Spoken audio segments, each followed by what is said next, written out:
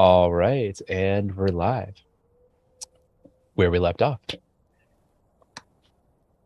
After traveling to the Strovel Stair, you encounter a hobgoblin army commanded by a general that goes by the name the Gutless.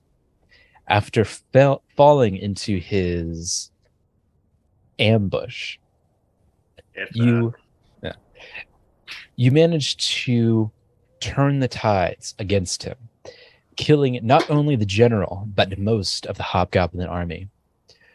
Though leaving behind about 15 or 20 hobgoblins that now service your every command.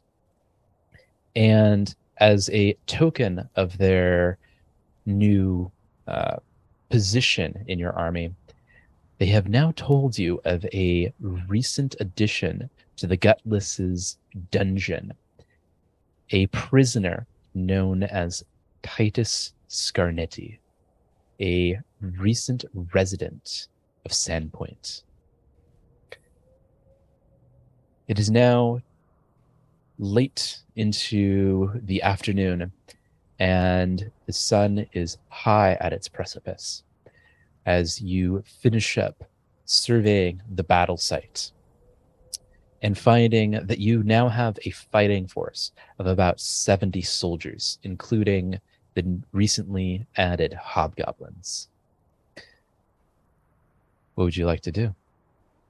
I'm going to pull Thornton aside and be like, Thornton, how long has it been since Sandpoint passed judgment on Scarnetti?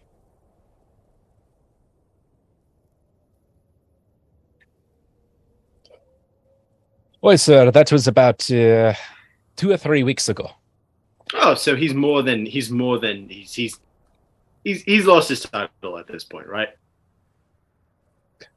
Indeed, sir. He's did not answer the call of Sandpoint, and based on my understanding of the law, is now an outcast and furthermore a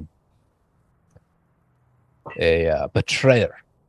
Oh no, that's perfect. I just needed to know because that's one more tool we have in our toolbox. That's one more weapon we can use against him. And how would you like to move forward, sir?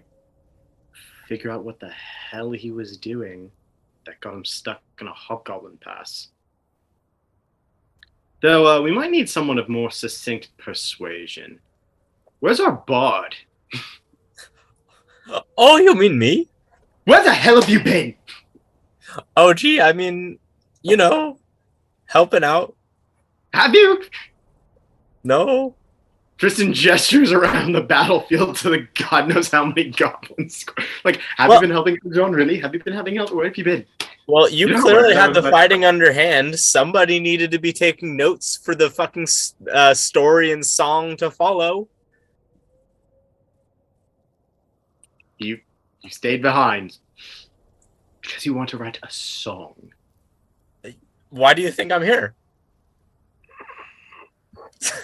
I'm not here to fucking fight in this battle for you. I'm here to fucking be a part of the legend and write a story about it.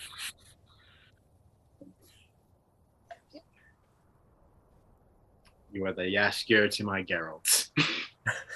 Hi, I'm John. Tristan wishes his water skin was full of wine right now. Oh, that reminds me, sir. After surveying the encampment here, we found about a fair number of ale barrels for the lads. About 25 bulk in total. Well, I think the lads they definitely earned their keep, and I know morale's been a little low, so why don't we go ahead and make sure that they're why don't we let them cut loose for a little while? As long as you keep an eye on them, make sure nobody gets killed.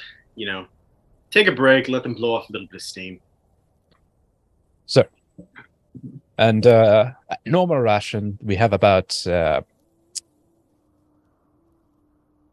7 days until it runs dry, and we doubled the ration about 4. What should we do, sir?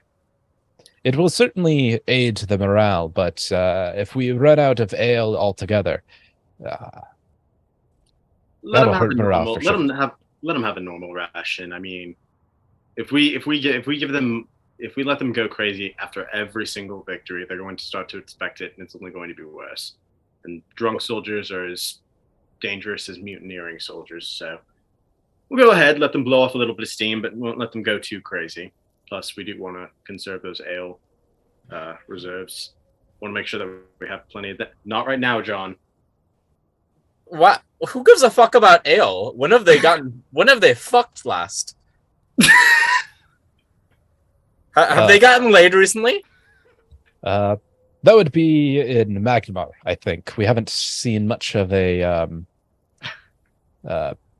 house of ill repute in some time. We haven't been around whorehouse. This is unacceptable. You, Mr. Peasant Man, clear me a cart. Give me a full-size cart that is clear. What?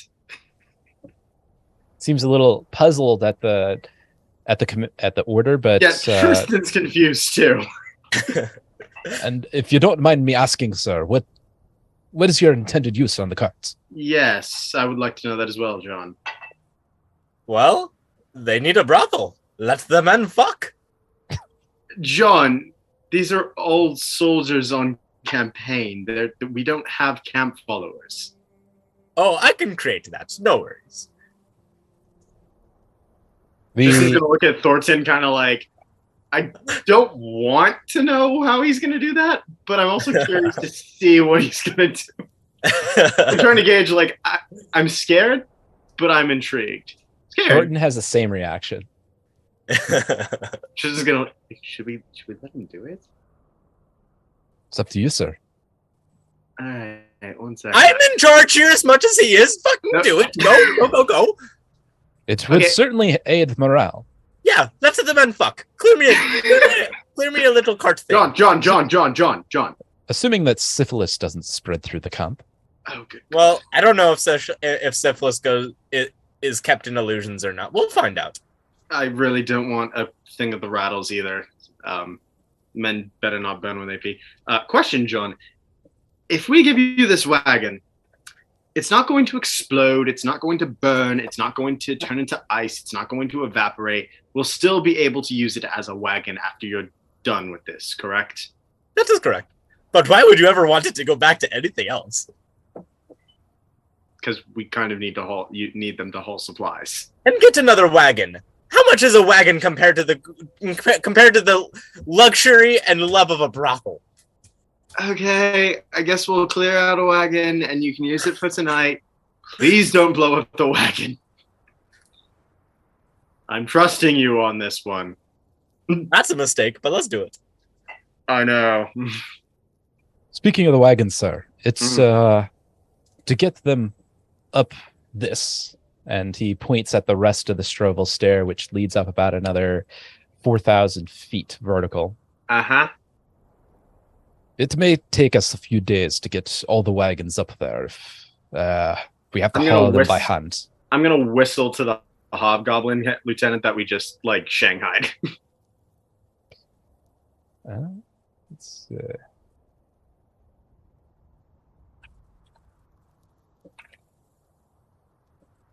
What is it, sir? So I'm assuming that you guys, I'm assuming from the thing that you dropped us down and how quickly your force is mobilized, you have some sort of system of pulleys or elevator type things. We do, sir. Can you help us get the supply wagons up those and move them up so they're not taking days to, carry them up there?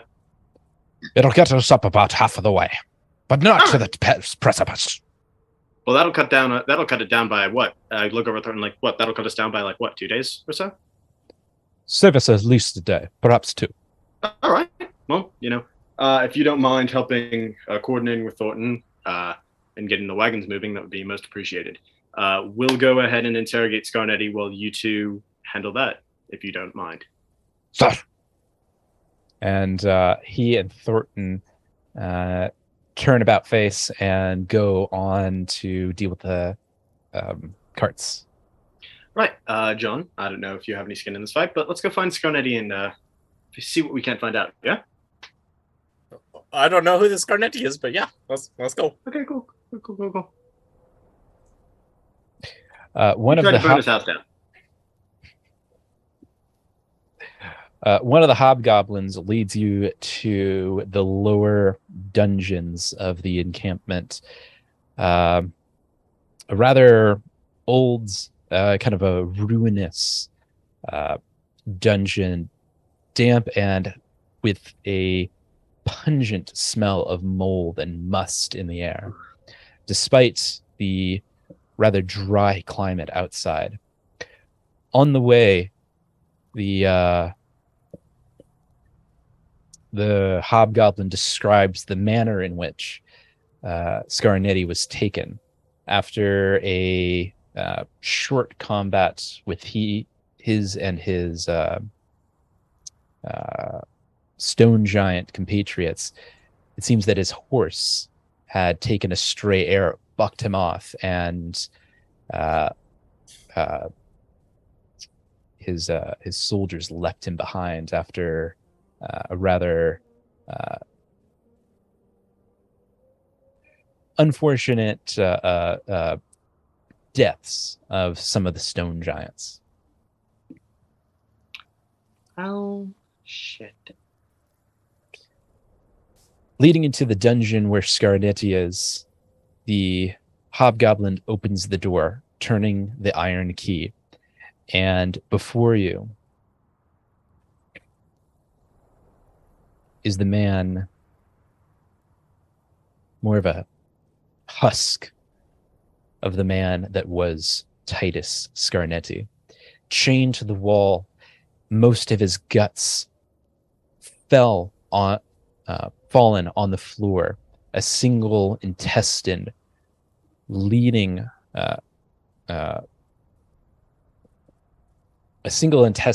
leaching out of a brazened cut from his abdomen, leaving him at a state of life that is in perpetual misery and pain.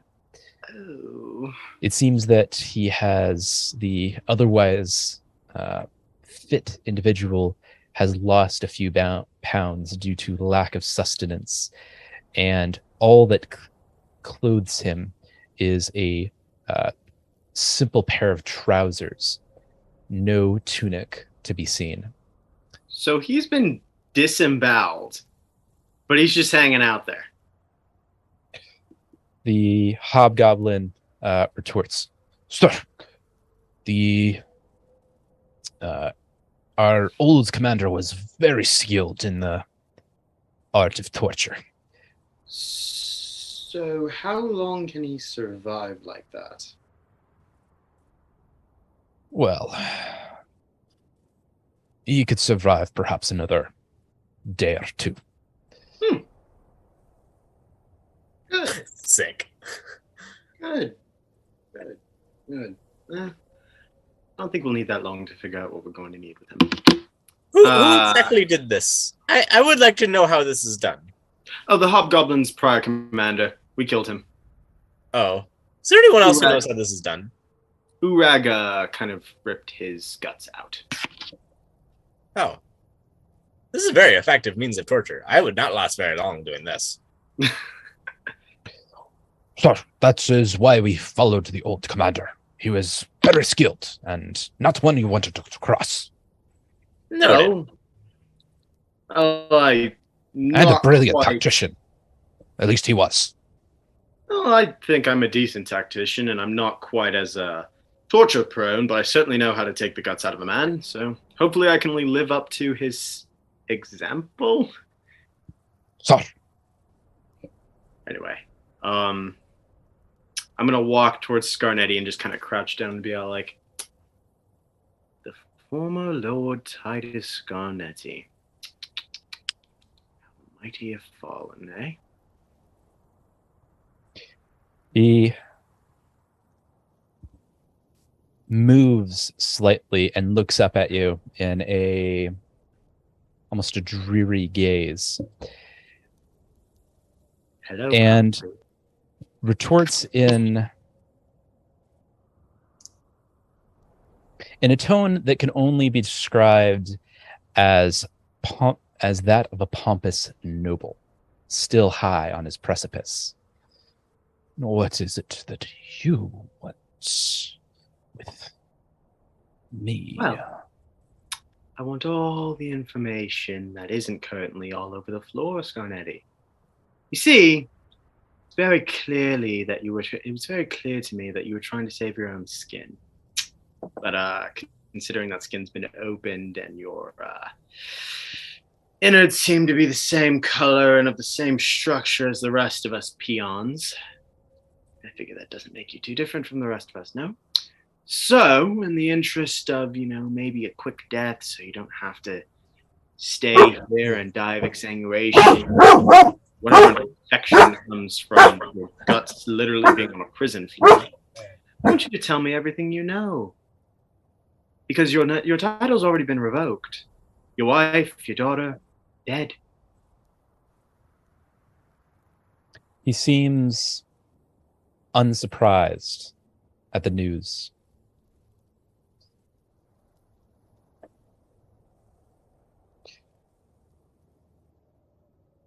It was all part of the plan. Really? Was getting drawn and quartered part of the plan too? He kind of grins at the idea. Alas, not all plans come to fruition. Even I cannot anticipate a stray arrow that unhorses me. Or a monster in your logging facility. Let's not forget about that. Are you talking about the... Oh yeah, I'm referring to when we were investigating the mystery. Oh, like the way back when. Yeah, way back when. Gotcha. Okay, Yeah. No, I know we fire and forget a lot of this campaign. Again, some plans. And he kind of grimaces as he moves slightly, muscles tensing at every slight movement. I'm gonna start poking his entrails with this little stick. John! Oh, sorry. It was just they were just lying there. He grunts slightly and says,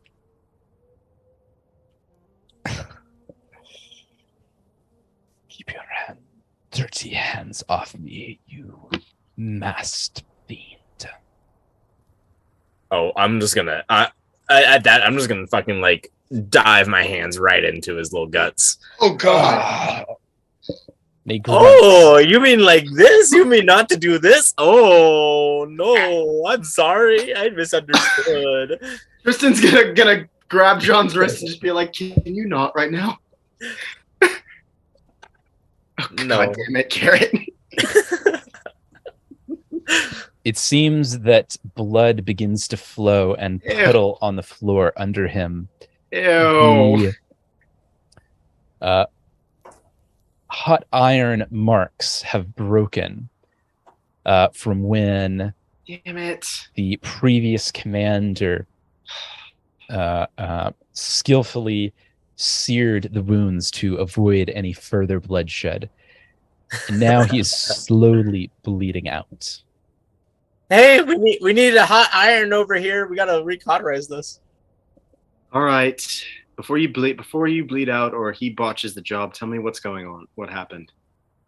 You clearly have nothing else to lose, and you clearly lost whatever scheme you were going. So what was the plan here? What was your whole point, Scarnetti? Perhaps this is the end. pretty sure it is. And what would you do with such information if I chose to give it to you? Well, I can tell that you're obsessed with legacy. And you want the Scarnity name to continue.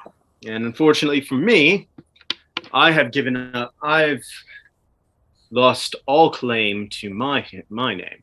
So, when I defeat this evil and when I go back to Sandpoint, I'll continue the Scarnity name on your behalf. Your legacy will continue. My legacy is nothing without me. Very pompous. A very pompous exclamation of that. Well, then what do you want? What can you offer a dying man? I mean, I suppose we could put your intestines back in your body, throw your corpse in the back of our wagons, steal whatever wealth we can, and then resurrect you. Suppose, but I think we are past all of that. I always thought myself a soldier of sorts, and this passing. Tristan bites the tip of his tongue to say, "Oh, really?" And this passing is an undignified way to meet one's ancestors. So you want a quick, clean death? A soldier's death. Pierce me with your sword at the back of my nape instead of my guts bleeding out. And then I will tell you what I know if you promise me this. Sure. It's simple. That's an easy request.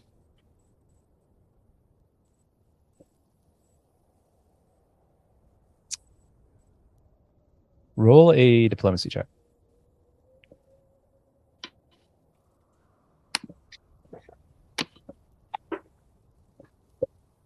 Uh, 33.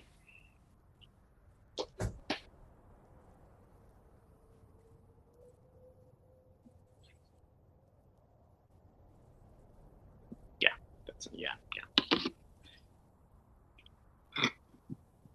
As I'm sure you know,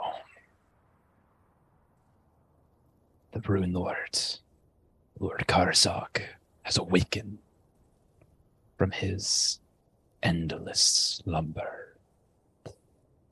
And his voice quiets slightly, almost as if he's on saying his last few words. Mm-hmm.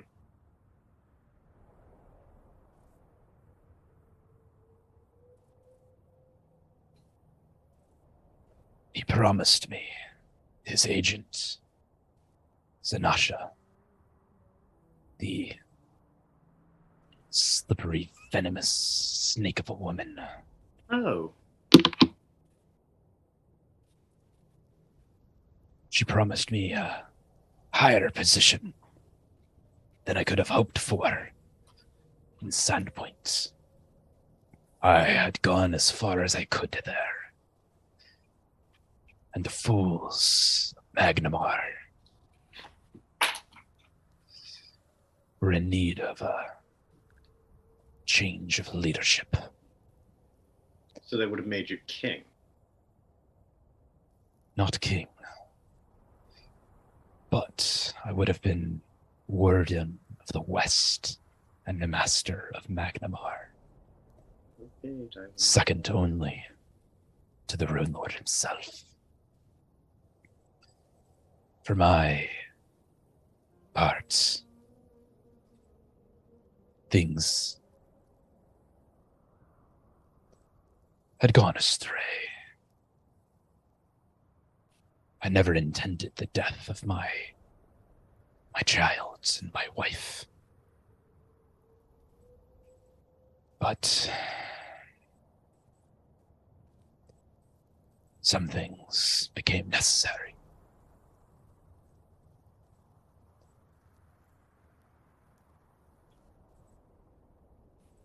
Necessary for what reasons? To close one chapter and to open the next. I can tell you this. The Runelords. And he shakes his head in the thought of any encounter between you and he. The Runelords is more powerful than you could possibly imagine, even in his weakened state. Not yet fully a part of this world. If you are fool enough to face him, you will meet your end. There is none strong enough. None with Tristan's such gonna courage. Angle his sword and draw it out a bit so he can show the rune that I'm assuming is just glowing right there and be like, well, I don't lack the courage. And if I do meet my end, I'm not going to meet it in the way that you have, with my guts hanging over my belly. His eyes widen at the sight of the rune. You have the Sahedron rune baked into the very welding of your swords. You have been blessed by the rune well. You chose the wrong side, Titus. Never bet against the 7.6.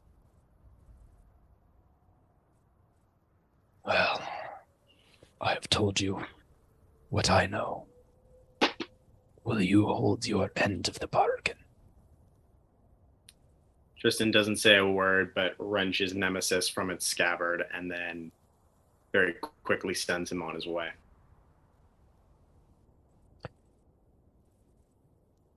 You easily dispatch Titus Scarnetti. The rest of his blood pools all around you, dampening the boots beneath you. Ew. And the last breath exits his lungs. I'm going to wrench my sword out, look over to the... Has the hobgoblin been here, like, seeing everything that's happening? He's been outside, but he could hear some of that. I'm going to walk forward to the door and just kind of wrap my knuckles against it and be like, Sentry, Sir. cut that thing's head off and send it to Sandpoint on a pike. Nice. He I like seems- this guy. He seems a bit confused, but Sir. He's a wanted criminal. Oh. And they're going to want to know. Sandpoint is going to want confirmation that he's dispatched. Very well, sir. I will see to it. And make sure we get our reward. Make sure they send us our money. I'll I assume there's a reward. There's got to be no reward. If he's wanted, he has no. John. I'll write a note. Sentry, come find me later. I'll write a note to include with the head. Dude, you know what? I'm gonna turn around. I'm just gonna hack his head off. And save him the work. I like you, Tristan. I like you a lot. Okay, do I need to make an attack or can I just do that? You can just do that. Okay, I turn around and I cut off his head. Yeah. I'll just pick it up, hand it to the sentry, and be like, I'll write you a letter, and we can arrange that later. But just put that on ice or something. Sir, I'll see you to it. Thank you. I'm And gonna do that weird samurai thing where I clean my sword with the crook of my elbow. And he turns around and waddles up to the surface to dispatch your orders, Right, I guess that's leaving the two of you in the dungeon with a body, headless corpse. Headless corpse. Yeah. Tristan's gonna look to John and be like, "So, are you gonna go play in his guts now, or?" I'm already poking it with a stick.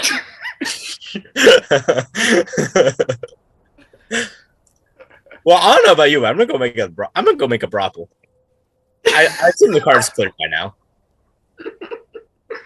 Probably. Yeah, I'm gonna go make a brothel. It'll take me about 10 minutes. Okay. You can join when I'm done. You can have first picks if you want, Tristan. If you're worried about syphilis. Tristan's gonna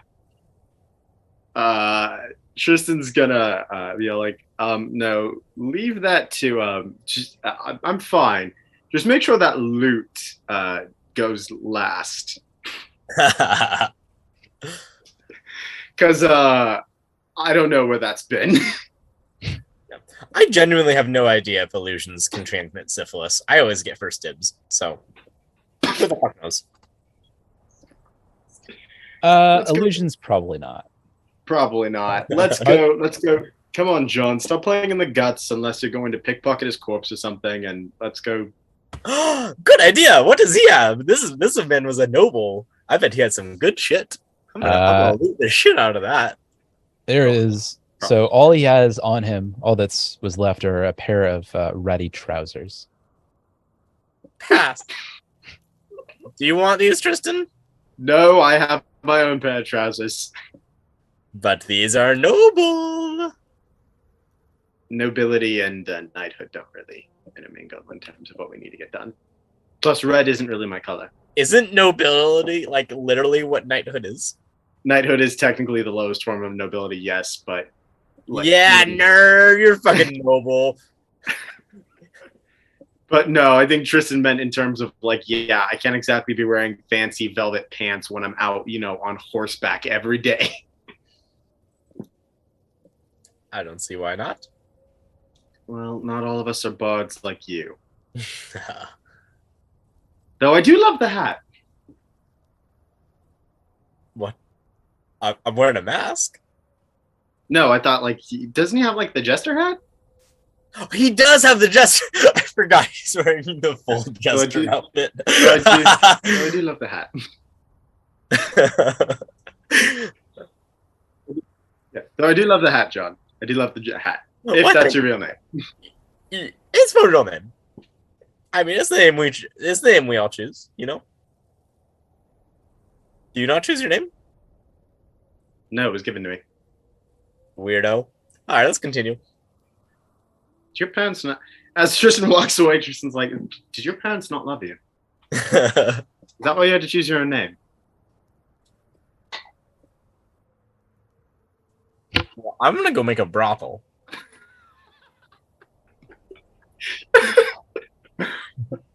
I guess I will go retire for a time. Okay. Tristan is actually going to go back to his command tent, and let me see if I still have this, because I want to. Because Cinco is not here, so he can't, see this happen. Oh yeah, I still have the potion of whole kill. Oh. Fuck it, let's get stoned and see if we can't see any hallucinations tonight, boys. Did you say stoned? Later. Or during? I don't know if you've ever fucked stoned. Have you? What? Have you? Well, of course. I'm a bard. Yeah, stupid question.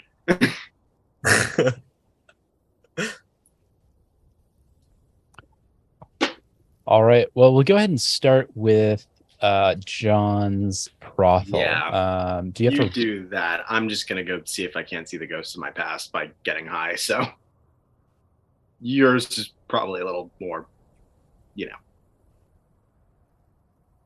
in depth than mine, John. Okay. Do you have to roll for? Do you have to roll for that? I don't think so. Illuder is saying you form an imaginary scene that includes up to 10 discrete creatures. So we got 10 women, all of which must be within the spell's area. These elements generate appropriate sounds, smells, and they feel right to the touch. Elements of illusionary scene are incapable of speech, unlike the illusory creature spell, Creatures in your scene lack combat abilities and statistics, blah, blah, blah. Your scene doesn't include changes to the environment around it, though you can place your scene within the illusory environment of... Okay, so I could also do like another spell. So I choose to have it be... It's either static or follow a program.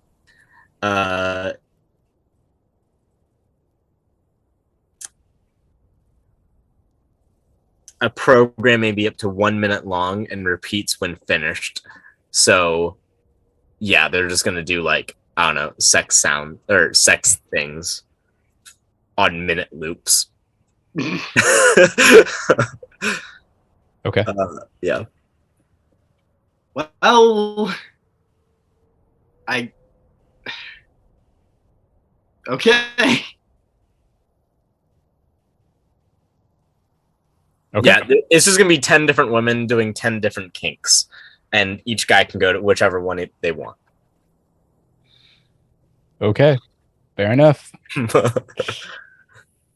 All right. So it looks like after you build out the first cart as a mobile brothel, as the 10 minutes elapse, it looks like you already have your first lineup of customers. That as soon as they realize what's going on, there's a short line of about a dozen of your soldiers that are in line for their turn. Well, y'all better hurry up. This will only last about an hour before I gotta recast it, so fucking go. Oh my god. And not far after that, Luke comes around and says, "What you doing?" Oh shit. Hiya, friend. Would you like to have some sex? Would I? Well, I don't think I made any goblin characters, but what percentage of them are goblin? Hey, what percentage of them are goblins? Would they is it enough that I would create some goblins? I mean, we had 60. We had about 20 men who were hobgoblins come in, so I'll make some hobgoblins and goblins. I can make 10 different creatures, so there's gonna be there's gonna be a little variety. Did you just do a menagerie where you just did there's elves, there's humans, there's orcs, there's goblins? Just if there's a kink, you fulfilled it. To each his their own. I will take requests on the next 10. I thought we went from being noble heroes to basically running a brothel in Amsterdam. Oh, also, it is 1 gold piece per. Oh, that's highway robbery, dude. Don't do that. You're right. I'm actually chilling. Yeah, it's fine. It's fine. You know what? First one's on the house. It's like drugs. I think that's like half a day's pay. Yeah. Really? I think so. Yeah. Oh. Yeah. Yeah, I'm not charging them then. Not yeah, no. Yeah. So it's free? It's free. It's free. Hot dog! That's... 1 per. If you have the money for more, then it is 10 gold after that. So Loot waddles up like one of the first. He kind of pushes his way through the line. One of the guys is like, "Hey, no cuts!" And Loot stands up on his tippy toes and said, "What you gonna do, punk?" And the guy backs down. He's like, "Ooh, well, fucking Chief Loot over here." Oh god. Tristan is about to drink the whole gallon. It's like, oh shit. So it looks like we'll deal with how morale looks later. Loot, Tristan, you are taking what whole gill? I think it's a whole gill minor that Minor? Okay. was it minor? Because I remember it was a significant enough thing. I think it was whole gill minor that Raptor gave him. Okay. Go ahead and roll a fort save. right, I got like a sky high fortitude, so we'll see how this goes. Okay. All right. So much for Tristan trying to manage his PTSD with drugs, but at least he probably won't get an addiction from this one. 43. 43. All right. After taking your hit of Whole Gill Minor, you feel kind of a earthly body aura around you, almost a slight tingling or numbness, and your head becomes lightheaded and in a very pleasurable sort of manner. Oh, fuck. No wonder why Raptor loved this shit.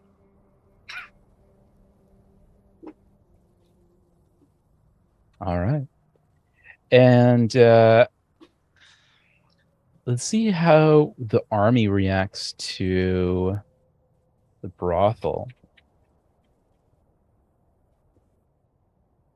Looks like the brothel is doing wonders for. Oh God, how's our morale looking? So you bumped up morale. So morale is now about 15 out of 20. Okay, John. Every once in a while, we got to keep doing this. Oh, you mean every day? No. Because again, we can't if they we want them we want to treat them like United States Marines. We want them pissed off, angry, and then we throw them a little something. What was the morale before? Huh? 14. What was morale before? Oh. 14 average, like middle of the row. So it just went up by 1. Up by 1, yeah. So what would happen if it went up to like 20?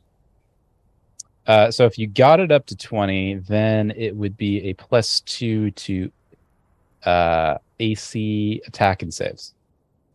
Well, why don't we? Why would we want them pissed off when we could just make them way tougher?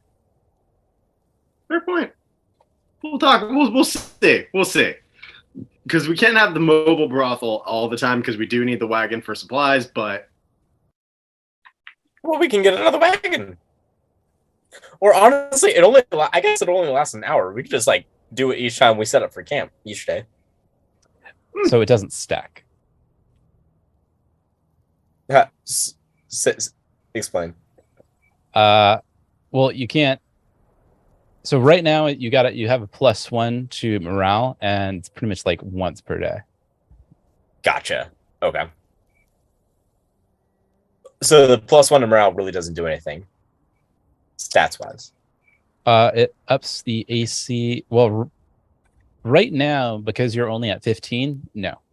But if you were at 16 and you bumped it up by 1, putting it to 17, it would be a +1 to AC attack and saves. Okay, so we'd have to get it up to like by +3 in order to see any benefit. You'd have to get it. So if you take a look at the Army Morale and Supplies tab on the inventory spreadsheet, you'll see the morale scale on the right. So 14 is your base morale.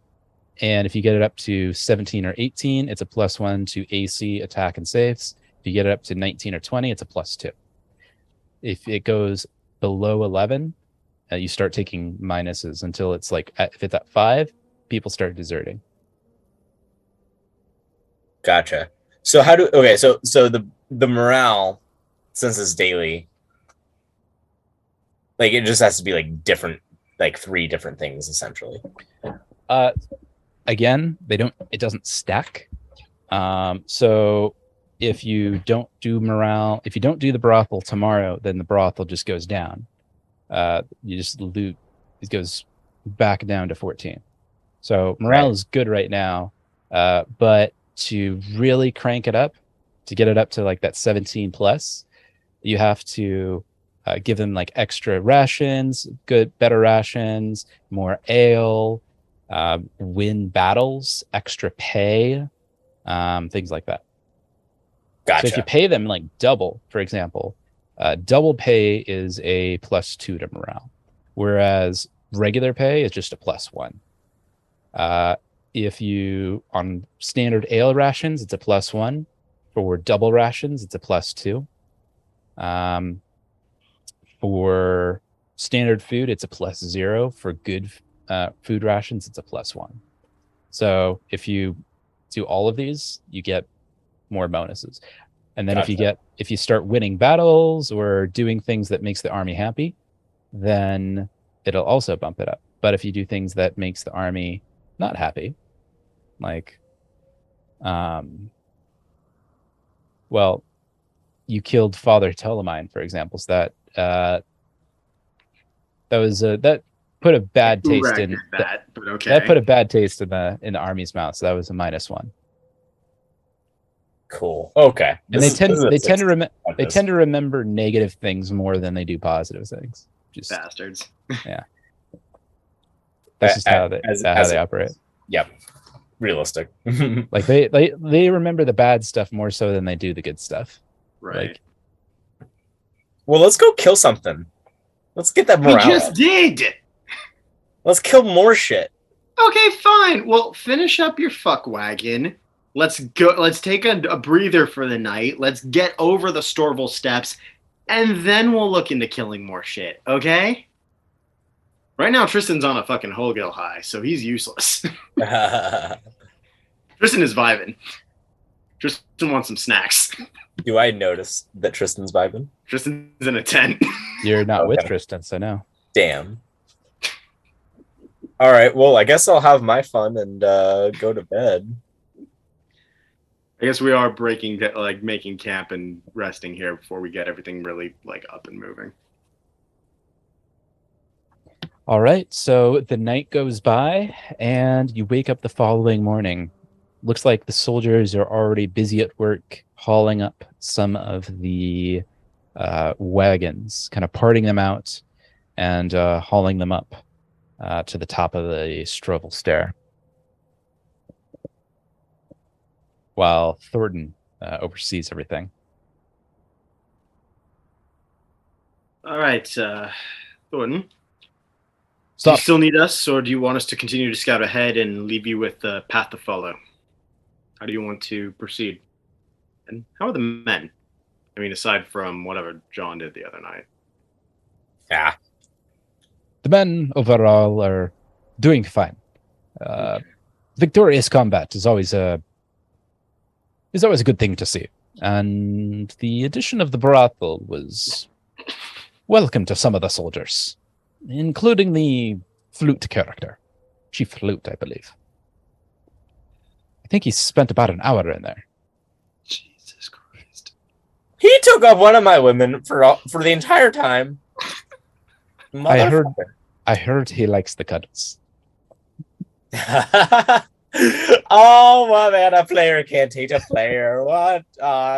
John, you do know that he has a brood of children, right? My man. He has over 100 children. What? Where is this food? I would like to be better friends with this man. Where is Loot? Looks like how are his hips? I didn't ask, sir. It's all right. Still a little buzzed from last night. Sir? I had a lie. And you didn't invite me? I just had a drink to myself. I thought we were friends. We are friends. Did you say not? We are friends. Oh. And you didn't invite me? Friends get high with friends. I didn't get high. Get a beer on and then get a hangover with friends. Okay, next time then. Tristan didn't say that he was drinking Holgill. So literally, as far as everybody knows, he literally just had a quiet drink to himself and went to bed. Well, to go back to your question, Captain. Yes. Perhaps a scouting party wouldn't. Perhaps it would be a good use of resources. We're not sure what to expect past the Strova stair. Oh, I know what to expect past the Strova stairs. I've been there. You do? Well, yeah, I've been there. Oh, well, what do we have to expect? Oh, it was pretty aggressive. There was a lot of movement and whatnot. There was a lot of stone giants last time I was there. I managed to meet a scout and then bed her, and that's how I found out most of what I know. But yeah, like there's a lot of activity past there. Right. But that was like, I don't know, maybe a month ago, something like that. I don't know. Do you have a map? You should see the map. No, I'm asking him if he has a map. Like, Oh, me? No, I'm sure I do. not Not you, in my John. I inventory. know you have a map. I'm sorry. What? Who are you asking? Thornton. I asked if Thornton had a map. Only a crude sketch, sir. All right. John, give me a map. Here it's not my inventory, but I guess here you. I don't know. Do I have a map, Marshall? You have a moderate. You have an okay. Yeah, you have a map. Cool. Here you go. Okay, I'm gonna lay it out. I'm gonna draw the path that we're going to take up past the Storable Stairs, along the banks of Lake Scatha and past Troric's Tomb, and east across the Storable Plateau to where we are assuming and where we most know that the pass is. We will scout along that pathway. We'll leave indicators as we go, but take up the army, follow along. I'll leave you in brevet command as brevet marshal of all forces here for the time being. We'll scout ahead. If there's anything we need to report back to, we'll wheel about, let you guys know. But just bring up the rear behind us. We'll scout ahead. Aye, sir. Keep the men happy. We'll Oh, do, wait, you sir. and I are scouting ahead? Yes, you're coming with me. It's you and me. Okay, that sounds fun, actually. Yes. Do we want to take loot with us? Because like, yes, please. Yes, please. I love that dude. Because on one hand, I feel like he'd be a little bit of trouble if we were to leave him here, but at the same time, actually, I'm going to like raise my voice and be like, Loot! Where are you? I'm here. I'm here. Will the goblins march with the warband with our company if you're not here? Yeah. They might have a. Probably not. Oh, so you're definitely going to have to stay here then. Shit. Sorry, buddy. I was going to say you can come with us and be part of the scouting team, but if they're not going to follow your order, if they're not going to stay part of the company if you're not here, then unfortunately you have to stay here. Yeah, they require a personal touch. They do. And I think you got pretty messed up the last time we took you with us, so maybe. Ah, just a bloody nose. And a couple of broken ribs. And a black eye. That was Thornton who had a black eye, a couple of broken ribs, and a bloody nose. You nearly died. I only broke 3 ribs. The gods blessed me with 24. Twice, Lou. You nearly died twice. And that's the way I like to live. On the edge.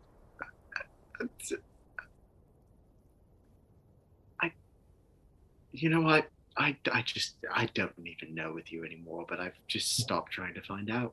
You absolute mad lad. That's me. Loot the mad lad. I'm going to miss you so much, little buddy. All right. Well, we better grab our seats and start heading out. We'll head up the Storville stairs. I guess the rest of you catch up, yes? Sir, what exactly is our rendezvous point? That's a good question. I'll look at the map again and take a look around until I find. So on our map, it would be the hexagon that includes the rack in Chirac's tomb at the base of the Nashers. And I'll kind of put my finger there and circle it and be like, that we can make a base camp at the base of the Nashers and regroup there. Figure out our next move. Are you talking about right there? Yeah. Okay. Yeah, just about. That's your rendezvous? Yeah, we'll say that that's the rendezvous. Okay, sounds good. Wait, are we checking out the show? Are we fucking tomb diving? Is that what we're doing? Oh. Diving. Obviously. Sick. But we are doing work, but like if this tomb's been marked on our maps, then something important has to go on, and we've already led the men into a pretty big route. We've led them into a pretty big route. I don't want to put them to have to put their lives on the line and risk seeing more comrades getting slayed this soon. Yes. So we go in, we kill all but like one of them, and then we let the army go in and kill the last one and get the victory. Sure, I guess. Yeah, get the morale up. I want to see this morale up so much. You don't understand. I didn't take you for the kind of commander who would care so much about the morale of his men, but I appreciate it, John. I don't. But happy soldiers are foolish soldiers. There it is. All right. Well, we better grab some provisions and head out then, yes? Oh, yes. I'm going to lean over to Loot and kind of pat him on his head and be all like, stay out of trouble while we're gone, yes? No promises. Good boy. I'm gonna spend. Is it next one? I'm gonna spend 10 minutes and set up a brothel before I leave. Oh my god. Okay. Okay, you can do that, and then I will gather our horses and get everything ready. Great. 0 work for me. Perfect.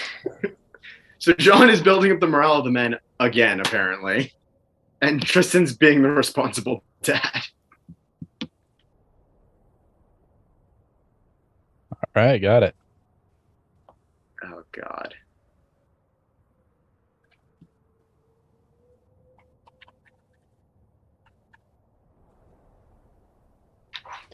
All right, so after you establish the brothel and set up the horses for all their provisions, it looks like you're all set to go. And you just head up the Stravel stair? Yeah. Okay. So it takes you several hours to using the hoists and pulleys noted by the hobgoblins to make it up about 1,000-foot elevation, with about another 3,000 feet to go. The climb gets harder and harder with every passing hour, the altitude wearing down on you, and the thinning of the air making it farther and farther difficult to breathe. Both of you roll a fortitude save.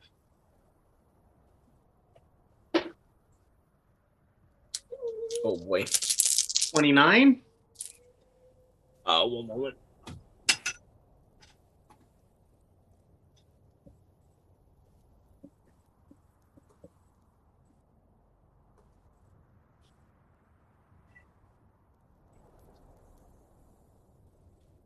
$33. 33. Both of you seem to poorly acclimate to the thinning air, and both feel fatigued with every step. You take a -1 to all AC and saves for the next 24 hours. Minus what? -1. 24 hours. To ace all AC and saves. Mhm. Cool. Finally, making it to the top of the Strovel stair, expecting to see a desert landscape and the heat of the sun on your backs, you are surprised to find a slight chill in the air. It seems that winter is upon you at the high deserts of the Stroval Plateau. Hey, John. Winter is coming. No. Winter is here. Okay. Yeah. I want to get out of this high mountain area, don't we? I don't like it either. Okay. Let's get the fuck out of here, yeah? Let's go. Yeah, let's go. Wait, is this entire... I guess I remember this. Is the entire Stroval Plateau this high up? Yes. Oh, fuck Oh, me. God. This isn't going to end anytime soon. What? No, the entire plateau is this high up. What the hell? Fucking enemies, man. What?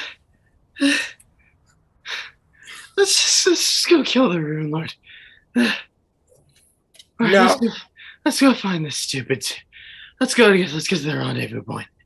Yeah, do you think this is exhausting? Imagine fucking a giant stone scout. It was exhausting. This high up.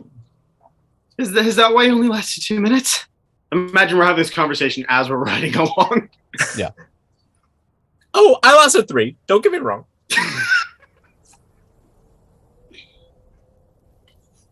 So, an hour is like 20 times the amount of time you need? Yeah, about that. Why spend more time? I It only takes 3 minutes. Why spend more long than that? You know?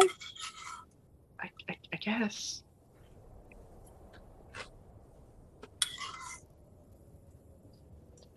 So, do you want to keep pushing forward?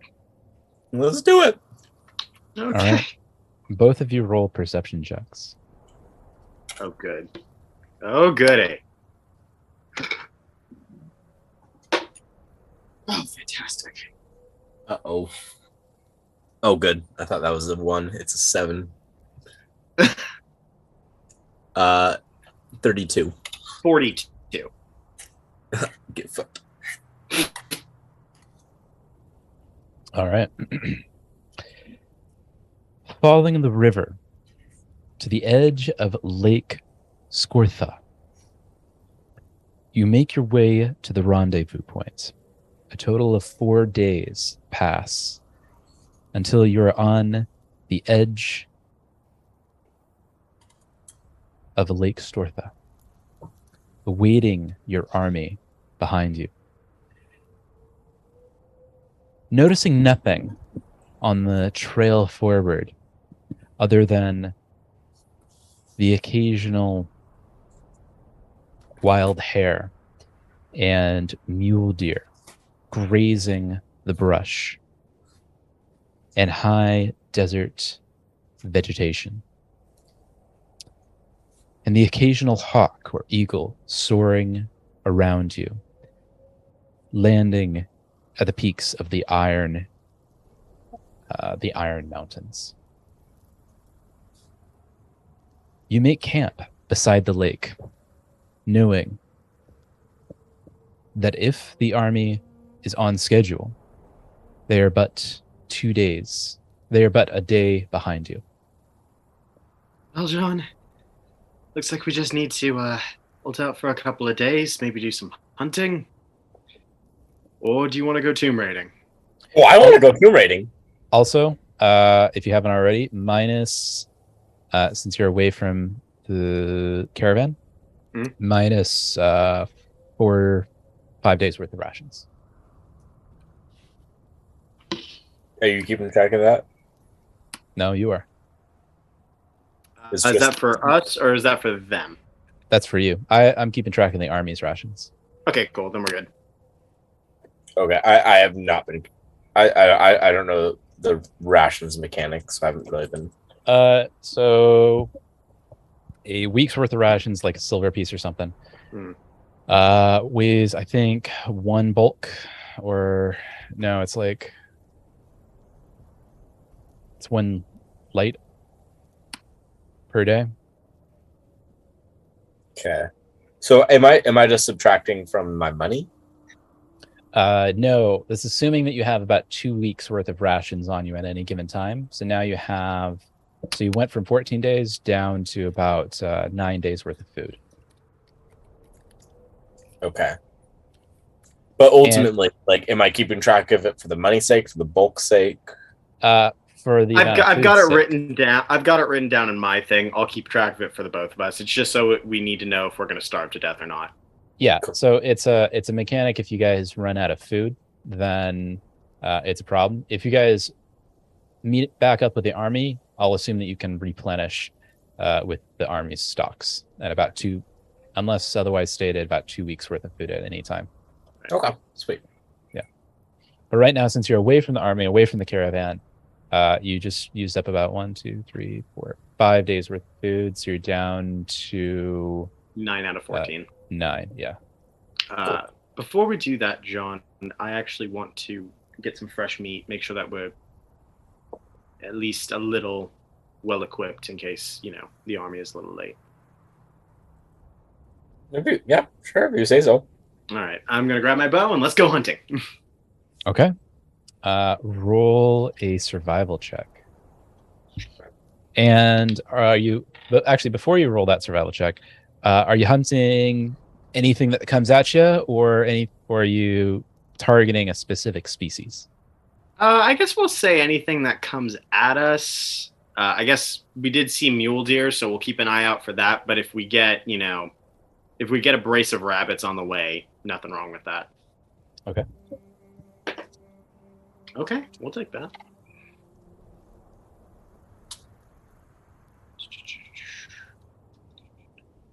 Uh, 37.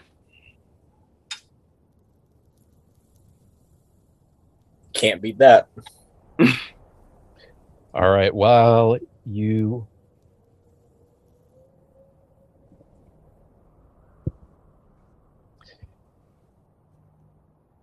after about a half day of finding nothing but old track and old scat, you find a fresh trail that seems to have been made by a mule deer.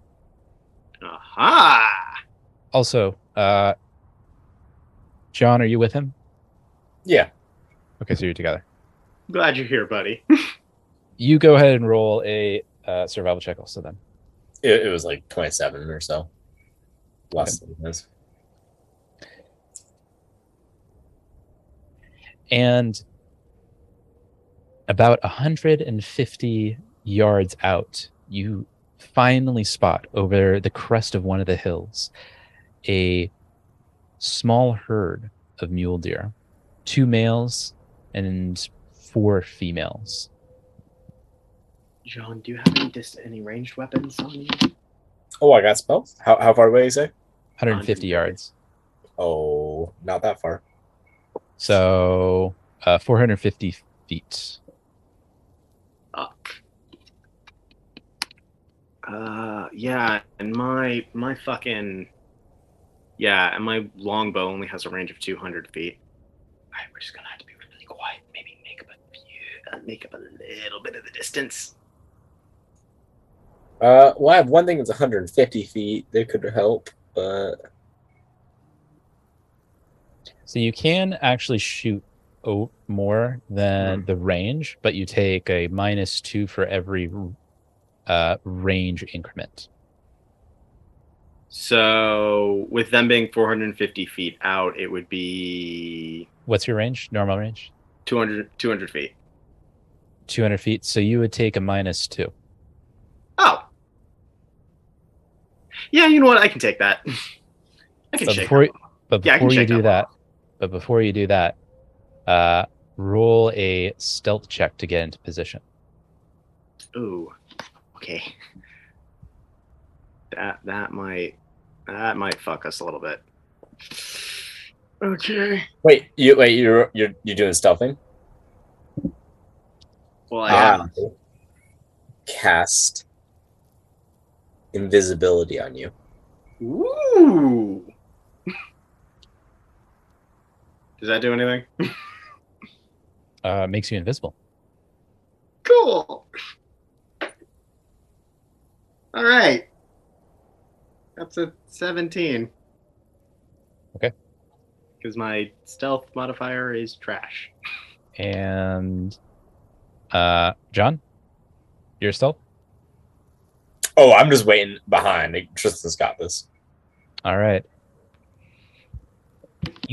I did my thing. You clumsily step on a bramble bush, creating an echoing of crunches that reverberate around the hills, alerting to your position. The ears of the deer perk up, look at you, and see nothing, but you can see their nose is high in the air. It seems that the wind has shifted, and they run in the opposite direction. Son of a bitch. Motherfucker, you were fucking. They couldn't even fucking see you, and they still got away. You know what? My pride's smarting on this just enough for me to do something stupid. Fuck it. Wings. Yes. Okay. Still invisible. Let's fucking go. Tristan hears John talking shit and goes, screw it. We need the meat. And just wings go out, and I'm going to go airborne. And can I still track them while they're running? How fast can you fly? What's your I flight think speed? it's comparable to my movement speed. 25? That should be a 30 because that penalty's gone. Oh wait, no. Let me check that really quick because I think it's.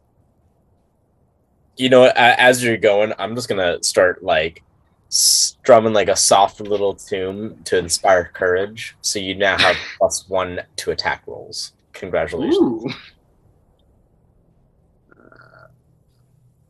Your speed. Yeah, it's a 30. All right. Despite the fact that you have the advantage of flight, it seems that the distance is widening with every passing second between you and the herd of deer. I'm going to. About how far away are they from me now? After about 30 seconds of flight, they are about 500 yards away. Yeah, screw it. I'm going to lead. I'm going to do a wild shot, see if I can't, just hit them from where I'm at. Okay, so 500 yards, that is 1,500 feet.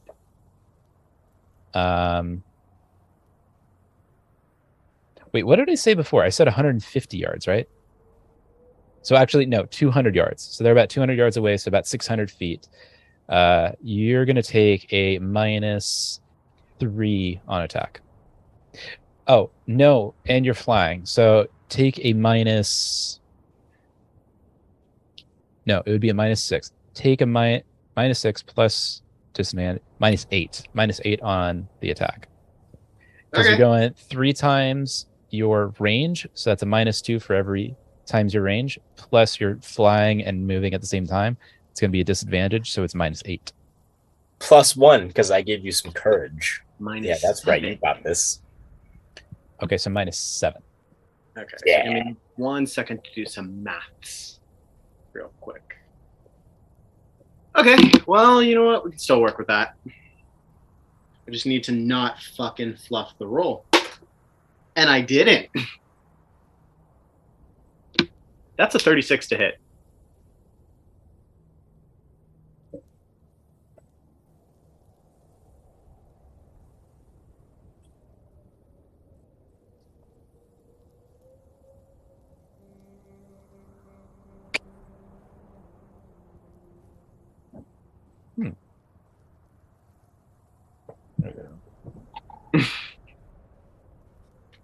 I mean, I can't imagine a deer has a higher armor class than a 36. Well, it's not just armor class. It's right. Everything coming together.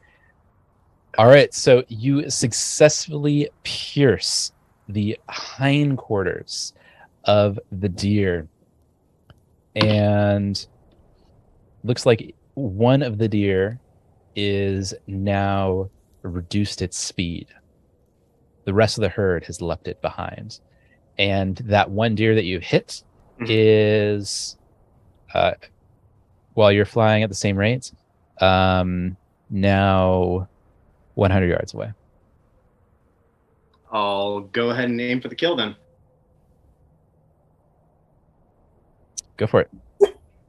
Am I still at a minus? Yes. Yeah, -2 now, or am I still at? So you're at minus 100 yards, 300 feet, -2, -4, plus the 1, so -3 now. Okay.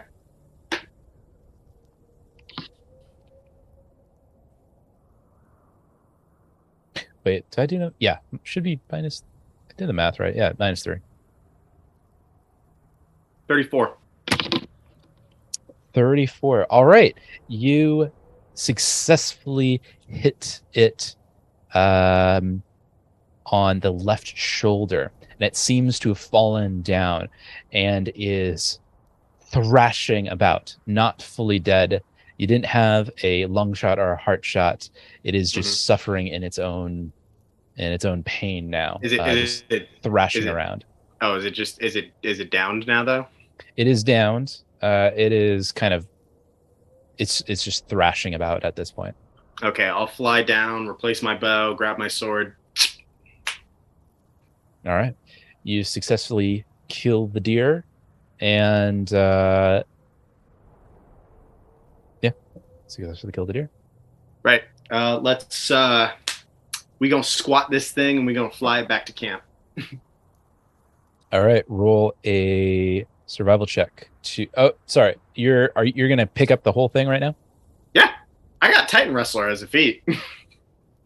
What does that do? What is it? What does it do? All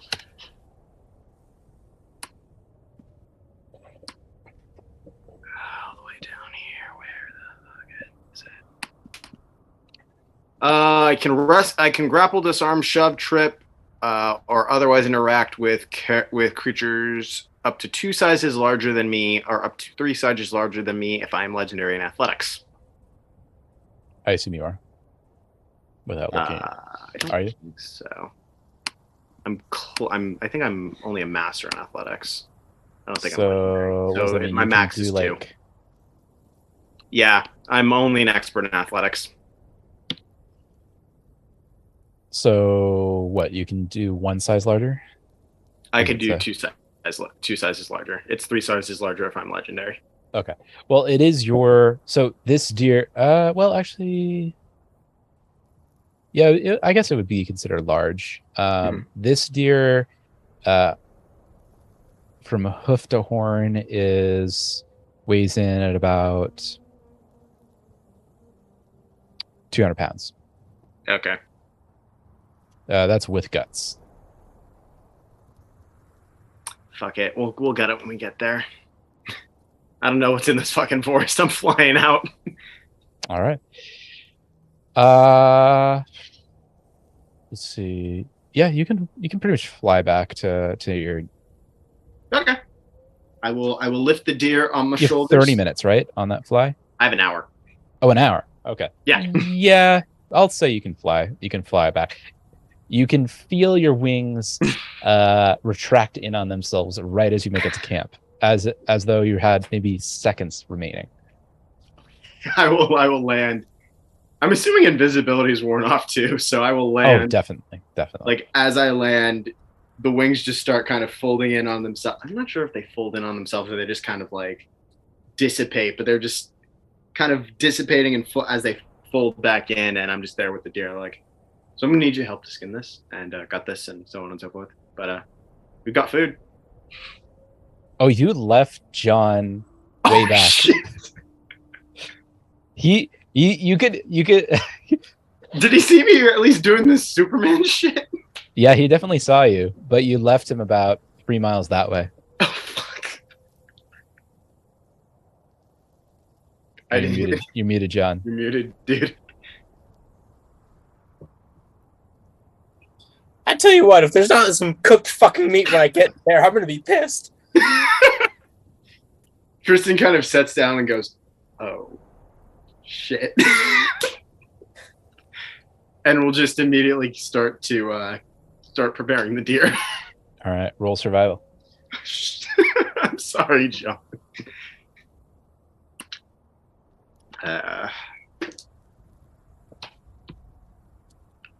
Man, no, I better keep my mouth shut about that one. Otherwise, my good luck is going to end. That's a 36. All right, you successfully cut away,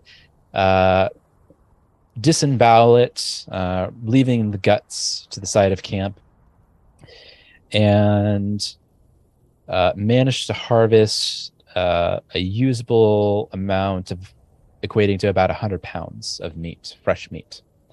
Cutting away the bits of meat that were ruined by the two arrows and the no, you didn't.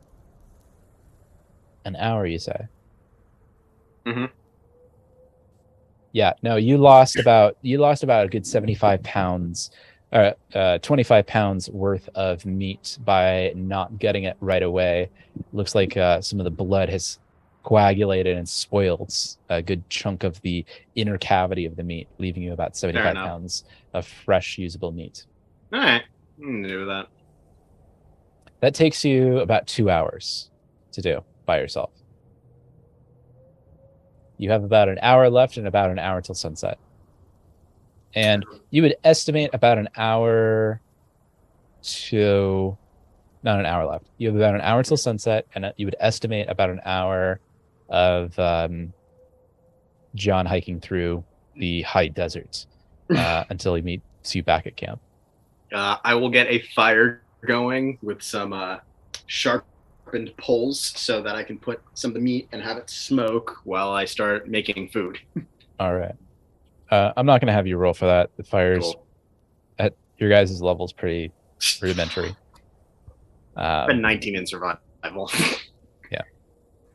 Some of them are fun to roll, like the hunting bit, but some of them are just bog things down. Yeah, so it takes you about an hour to set up camp, start a fire, get a decent amount of meat, 2 portions of meat smoked up on the fire. By about dusk,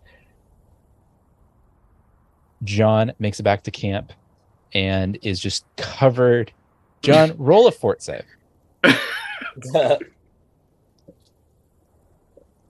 Yeah, by this point, Tristan is just making venison steaks and roasts, and then the rest of the meat is literally on these poles just smoking to make jerky. How do I always lose specifically the D20? It's always the D20. And dude, that's the one you use the most. How do you lose that Just one? be a hobgoblin like me and grab one of the 50 that you have. Yeah, grab a little pouch and have a couple of sets. You'll never lose it. 33. 33? All right. All right, you finally make it back to camp and notice a bit of a scratchy sensation on your bum. Oh. Sweet. You got poison ivy. Poor guy. But you can't see it, you can't inspect it, so might need a little help. I'm gonna go up to Tristan, pat him on the shoulder with that hand, and be like, "Hey, how's it going?" I've got dinner. Oh, sick! Would have been sweet to let me know where you were going. I'm sorry. I had to move quickly. Go moving quickly while invisible. Couldn't fucking see where the fuck you went. I thought you knew. I thought you. I mean, I'm not subtle. I mean, I was literally flying.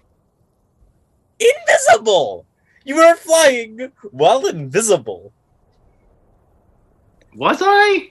I'm pretty sure that invisibility wore off eventually. I mean, yeah, within like an hour. And how long did it take me to get here? The questions. How long did it take you to get out of my eyesight? Why were you not paying attention to your surroundings? Because you were goddamn invisible, motherfucker. Look, you're here now. Do you want to eat or not? Because if you're going to keep talking shit, you're not going to have any of this. Whatever. Yeah, I'll fucking eat. But my brothel tonight is just for me. I didn't want to take part in your brothel. Good, because you couldn't. Good. Oh, fine, then I'm taking dinner back. Then you can't have any of my deer. Fine, you can have one of the 9 of them. Fine, sit down and eat.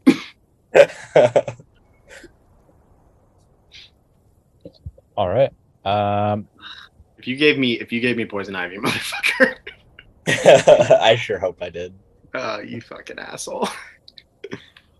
So you didn't notice any poison ivy on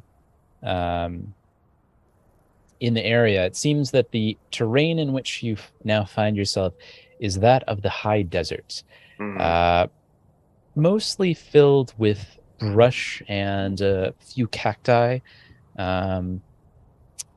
And as you get farther, and as you look on the horizon at the surrounding mountainsides, you see a plethora of high desert timber. Though the majority of the terrain in which you find yourself immediately is that of shrubbery and brush.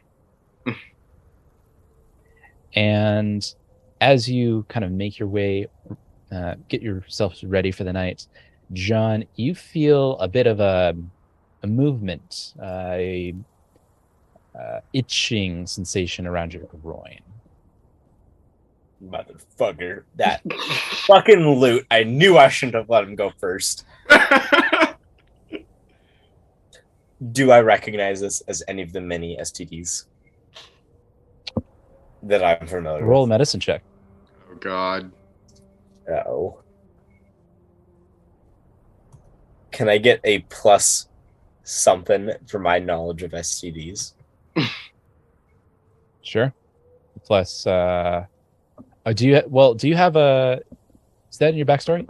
Oh God, I'm not even a little bit. 18. 18. All right. You don't think it has anything to do with STDs, but you do remember seeing a couple. No, 18. You don't know anything. This is going to be unfortunate. Kristen, something's Yeah? itchy. I need you to look at it. What? I need you to look at this itchy thing. I'm gonna go up and zero warning. I'm gonna drop my trousers. Oh my God! What? No! Put it away. It itches. Look No. at it. No! Put it away. Roll perception with a disadvantage.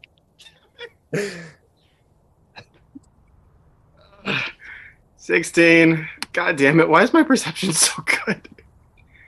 16. That's it. No. It's a 16, and then I gotta add. I think 23. 16 plus 23. Okay, that's enough. You see on his on his left testicle Okay. a flea or a tick. Actually, you see 3 of them. Oh, John, how fond of you are your testicles? So fucking fond. The fondest. You have 3 ticks on one. Oh God, get him off. Get him off. Get him off. Get him I'm off. not touching those. No. Get them off. Okay, hold still. Hang on. I know a surefire way to get ticks out. You know, yeah, fuck you. No. It's nighttime, yeah? It is now. Alright, I cast Rip the Spirit 3 times on each of the hits.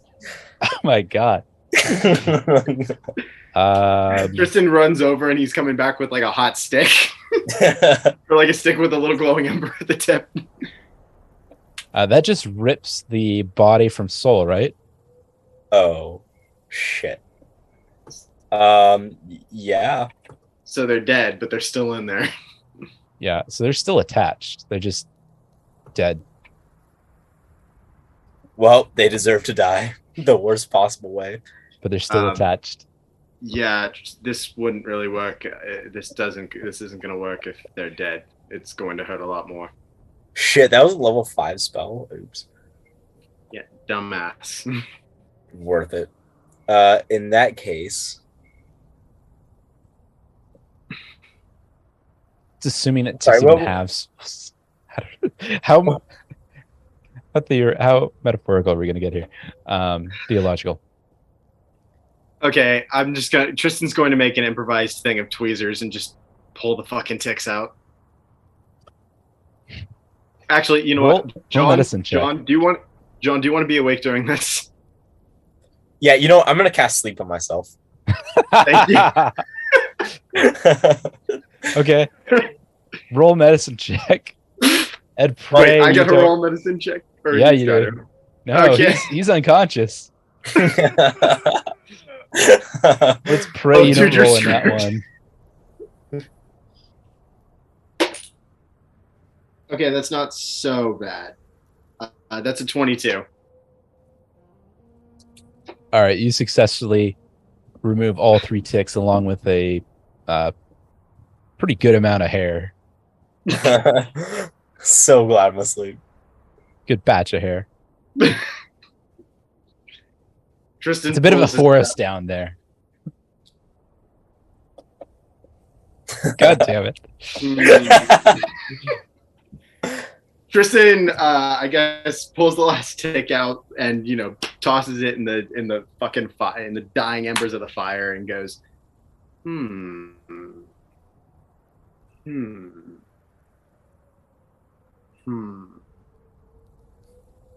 No, and pulls up John's trousers.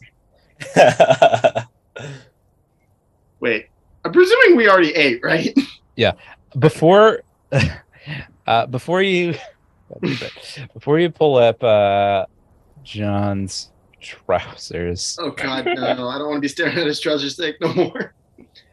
You hear a movement of brush at the edge of camp. I've already fallen asleep and I've used up 5 or 3 all of my level 5 spells. Good. Excellent. Tristan pulls his sword out like, God damn it. All right. Leaving John trouserless.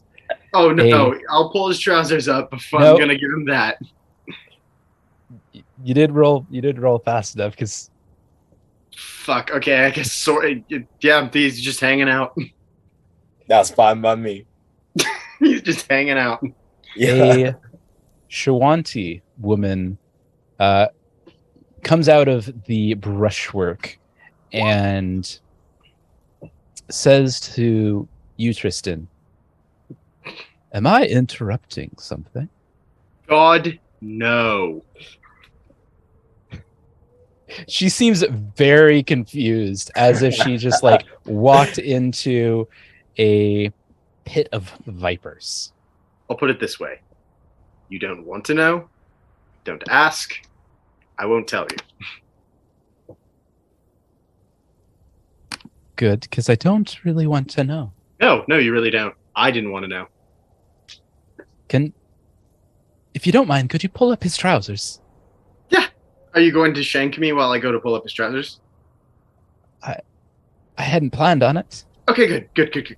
I'm going to put Nemesis away, and then I'm going to go pull up John's pants. Is this normally how you spend your evenings? Absolutely not. Who are you?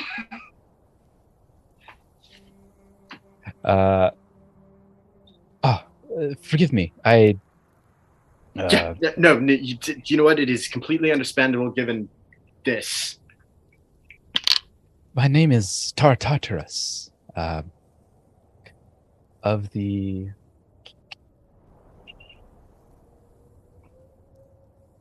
Shirkinki Kwan. Roll a society check to see if you know what that means. Oh, you do this right as I take my glasses off. While John is still sleeping. Well, John is still asleep. 27. 27. Yeah. So you recognize that as being one of the 7 Shawanti clans, but you're not sure which one it is. You're pretty sure it's either the Air Clan, the Bone Clan, or the Hawk Clan, but you're really not sure.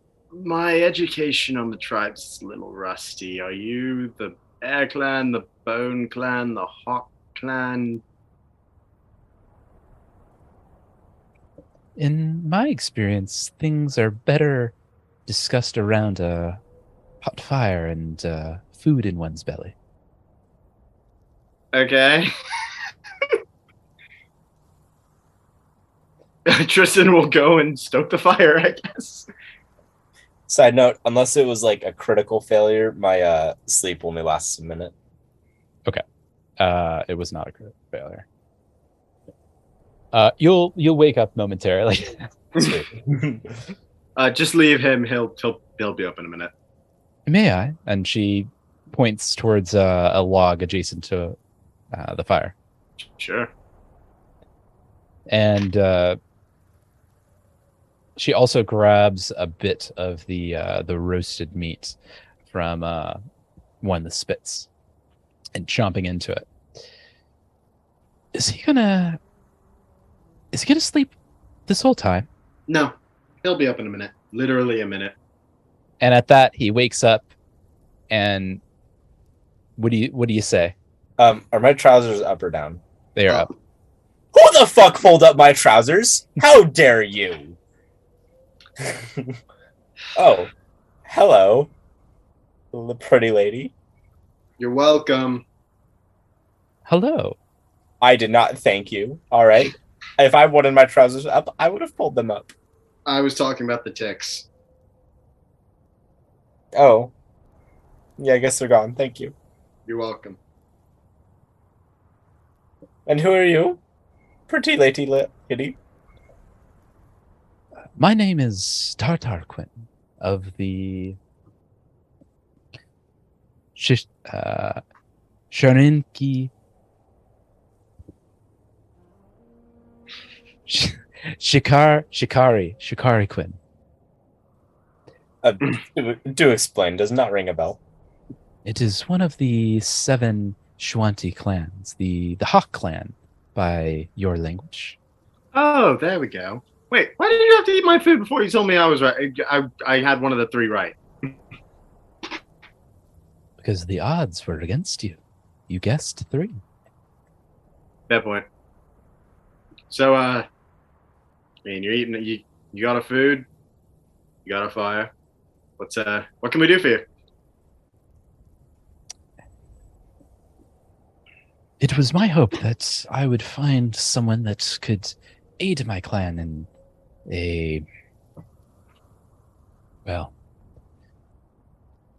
it's a rather precarious position we find ourselves.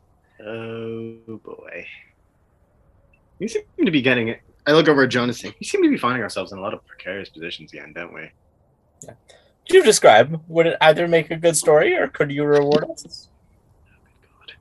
I don't know. I don't have much to reward you with, only that which I carry. But I'm sure my shaman would be more than happy to bless you on your voyage.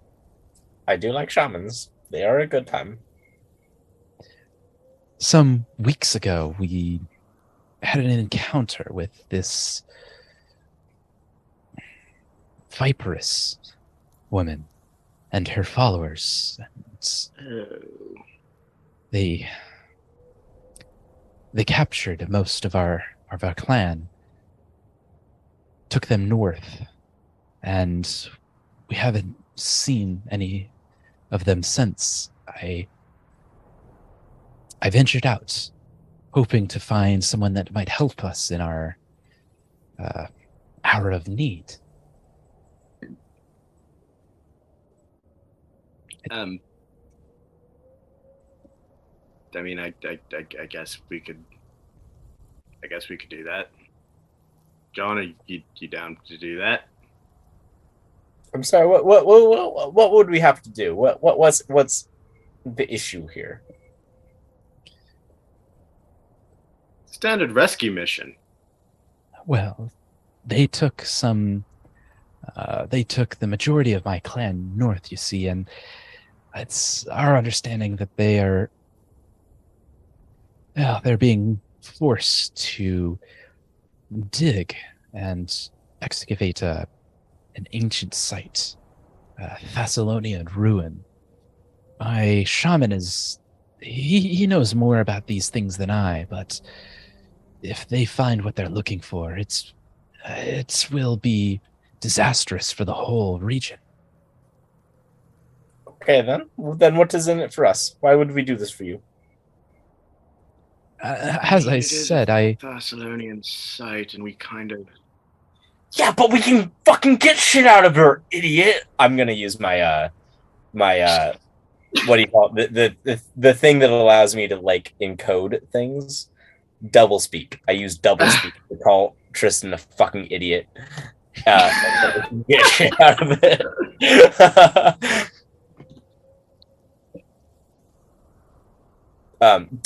To clarify, double speak is a secret message within conversations. Right. Tristan says in Draconic, "You're a dick." Do I know Draconic? I don't. Good. Do you have any water? I asked what you... No, don't give her fucking water. I asked her what she can do for us. Not what we can do for her. She takes a large swig as though she had been parched for some time. The land here, it's has become even more arid than before since the coming of the Viper. Oh, bye. It's the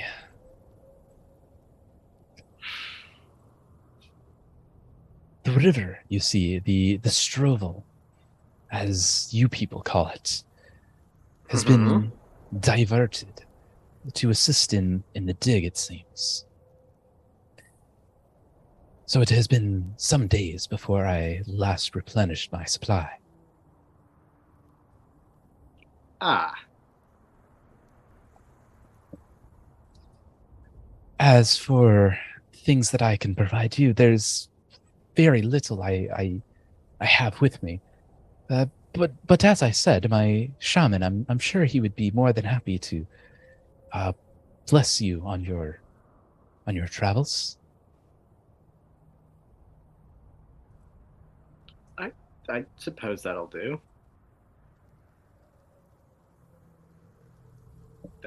Yeah, I mean, we win a victory, get some morale, fucking make a nice story. I'm about it.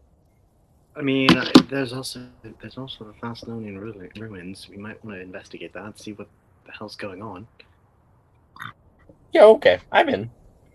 All right, well, lead the way, I suppose, and we'll see what we can do in the morning.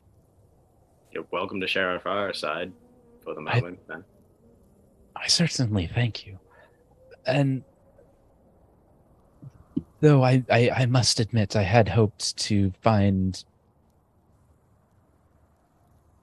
a larger group, if that is not too rude to say. Well, trust me, we're worth our weight in gold. But well, maybe the odds will change. Perhaps they will. I'm suspicious. I'm gonna pull over to. I'm gonna glance at. I was like, well, you're welcome to stay here by the fire. John, tent now. All right, you find yourselves in the tent. I'm a little suspicious now. What about you? Yeah, a tad. How do you want to play this then? Well, we could pry her for knowledge, and I could see if she's lying. All right then. Do you want to do that in the morning after we get some sleep? Whichever. Does not matter to me. All right. Well, let's get some rest then, and then we can interrogate her in the morning, as you so succinctly put it.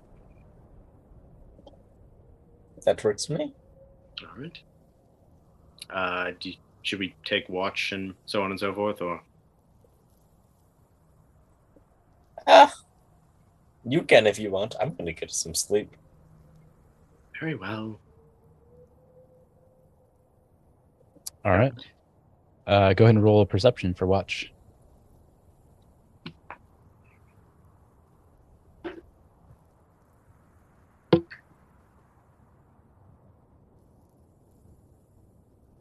Mm-hmm. 39. All right. Were you watching all night? No, All right. I'm watching for half the night, and then I'm gonna wake your ass up. All right. I didn't agree to that. I don't care.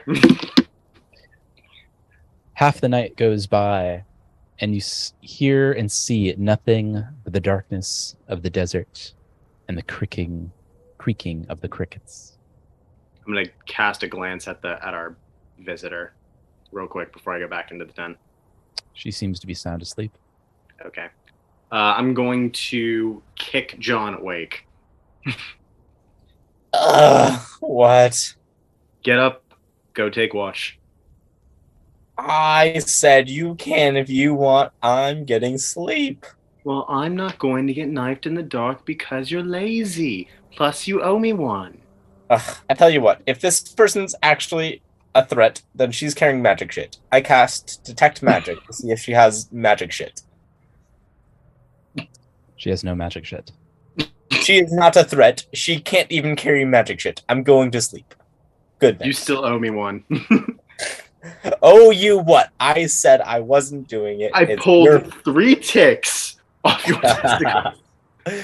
All right, here's a gold piece, bitch. That's minus 1 gold piece for me. I would rather no. You can keep your money. You owe me a favor.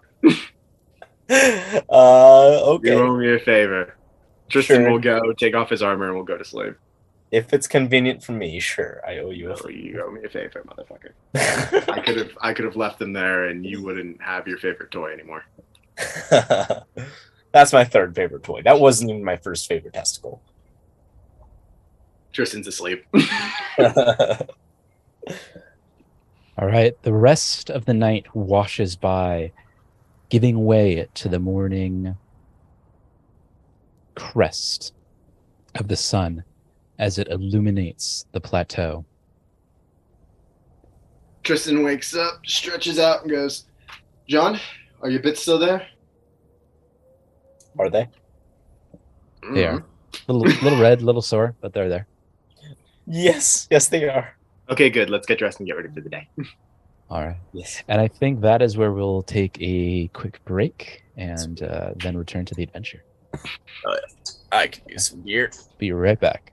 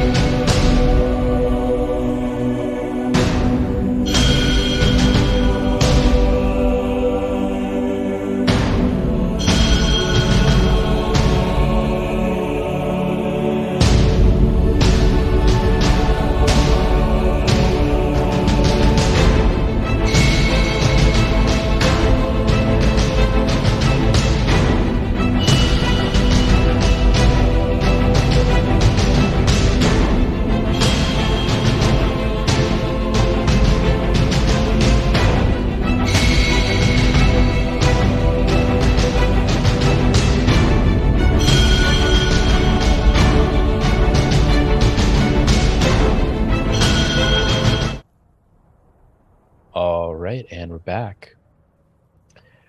All right, the morning dawns, and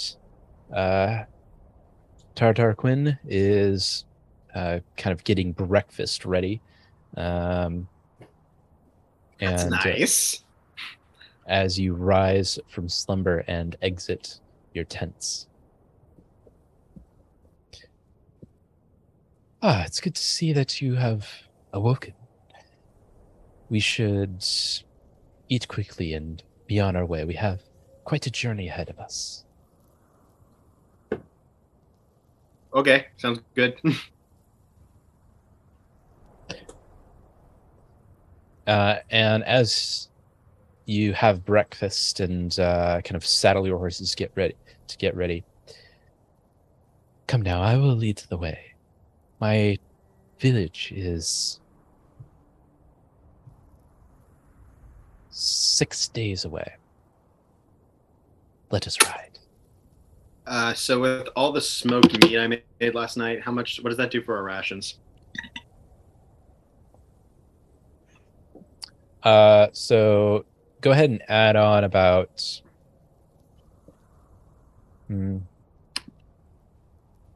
about 40 rations. Sweet.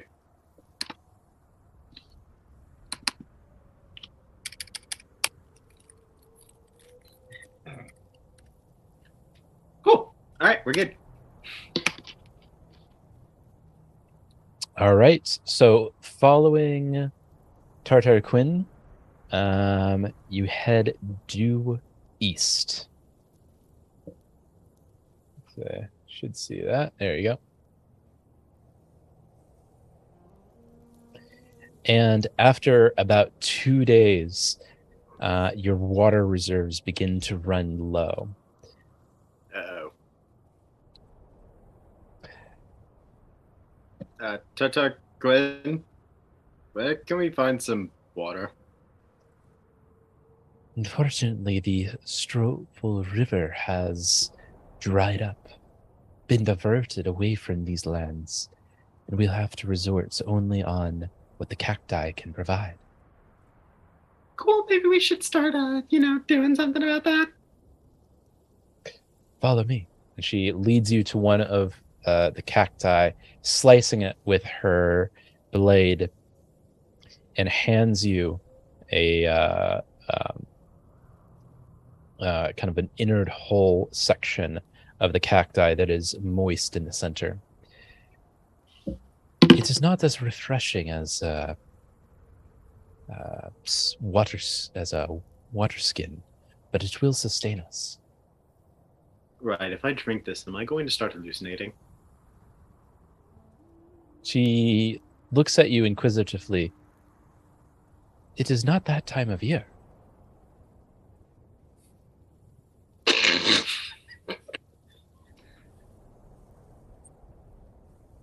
Tristan will tentatively sip the cactus juice.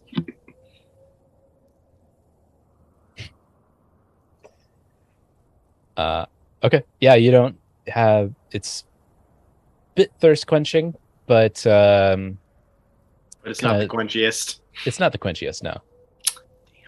It's kind of like when you want... It's kind of like when you really want a Gatorade, but only Powerade is available. Ugh. Throwing some shade over here. Oh, the shade. Well, seeing that Tristan's quenched, I'll go ahead and drink it as well.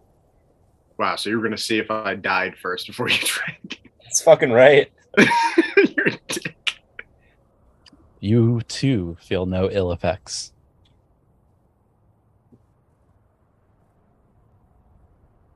Oh, are you still there? Yeah. Okay. Following Tartar Quinn, you ride another 1, 2, 3, 4 days until you reach the edge of her village.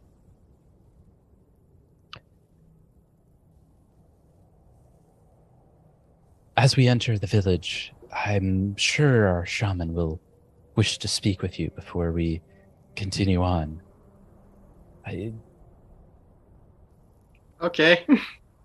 Anything we need to know in particular? none that other than to accept his hospitality, and all should be fine. Okay. She takes you to the village center. It seems that the village almost seems like that of a ghost town. Most of its inhabitants, the span of the village seems larger than the number of inhabitants that currently occupy it. And you can see that the most of the civilians there are that of the young and elderly and physically feeble. The warriors and hunters and workers all seem to be absent. Where's all the good-looking motherfuckers? You'll find more shit in a graveyard. As I said, they were taken by the serpentine woman. Tristan does kind of nudge John at the where's all the good-looking motherfuckers? Like, what's wrong with you? She leads you to the tent, to the largest tent in the center of the village, and gestures at the entrance. He will see you now. Oh, wait, no. She gestures for you to hold fast while she goes in. Wait here, I will announce your approach. She goes into the large tent. A few minutes pass, and she comes out of the tent. The shaman will see you. And she raises the door for you to enter. I look to John like, I guess we're going fucking in. I'm gonna. Can I do like a deception check to see if she's like bullshitting us right now? Go ahead. Actually, it would be diplomacy for you. Mm-hmm. Oh boy, yeah, that's what's up.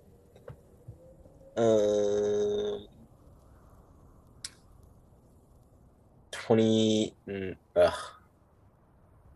46. Seems that everything she has said thus far has been truthful. Sick. All right. In secret language, I'm gonna be like, sheet show.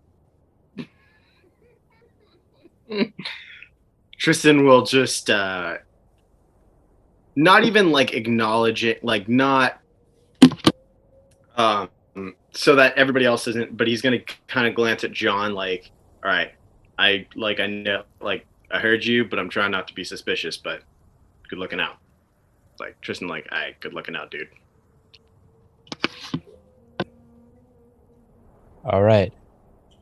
Going into the tent, you are struck by the heavy smell of incense and tobacco. Along the walls are draped a plethora of ceremonial items, from masks to scepters to instruments you can't quite describe. In the center is a fire smoldering, burning, its flames and smoke emanating, drifting into a hole at the top of the tent. And opposite you is the shaman, cross-legged, sitting down on a fine pillow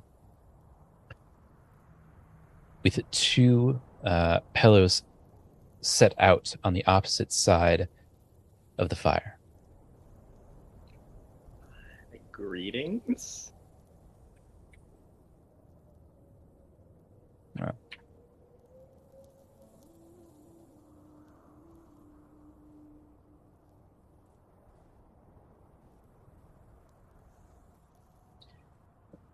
I am told that you are the ones Oh, it's a dude. Fuck this shit. I'm out. that uh, have come across the Shroval Plateau Yeah, and you across from the lowlands. that is correct. Please sit, eat. 2 bowls have been laid out for you with dried meat, kind of a almost a pottage made of dried meats and herbs. And as you grow closer, you can almost smell the incessant amount of spices that have been added into this pottage. Ooh, spicy pottage. I like the spicy pottage. Do you sit down and eat? Yes. I sit Yeah. down and just kind of politely start eating. I'm about. I'm gonna go to town. Both of you roll perception. Oh, shit.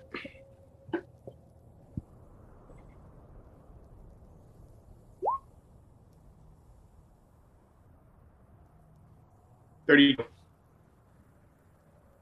30 what? 3, 2. 33. Dirty 30. Dirty 30? Yep. After several bites of the pottage, you look up at the shaman and notice his eyes are nothing but husks, darkened insets into his skull, almost as though they were carved out with a dull spoon. Are we tripping balls right now, or is something up? He just seems to be blind. Oh shit. Okay. Tristan is going to just be like, I'm just gonna reach in front of his face and do like one of these, like. mhm. Please don't do that. Oh, okay. You're one of those perceptive blind people. When the gods remove one's sight, they return it in kind with another sense. They do? They do. What is taken is often given back in unexpected ways. I am the shaman of this village, Quin Qua Qua, or as you, in your words, that of 1,000 eyes. Do you know what 1,000 means, shaman? Because 1,000's more than 0, in case you weren't quite clear. He grins at the inclination. Ah, I see that you have not learned this lesson, that when one is given, or when something is taken, others are given. I have lost my sight, but gained something else in return. A foresight. A vision into futures that may come to pass and may not. That is why I am called that of 1,000 eyes.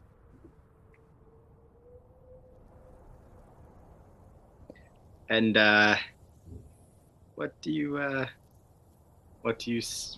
see with us, I suppose?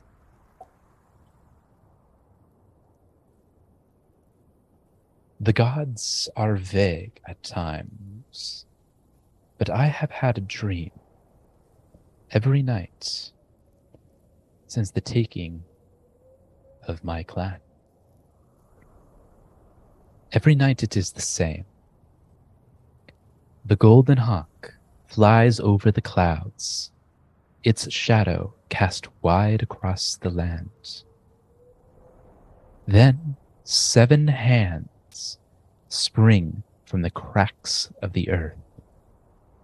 They grasp at the golden hawk, and they, in their greedy clutches, find its feathers. The hawk begins to fall and tries to spread out its wings. The air will not catch it. Then, when all hope is lost, and the ground is near, 6 gusts of wind rise from the west.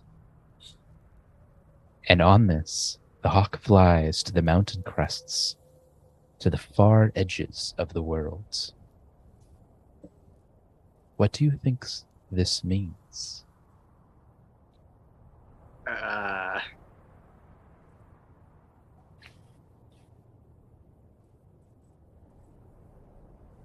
There are 6 of you, by the way.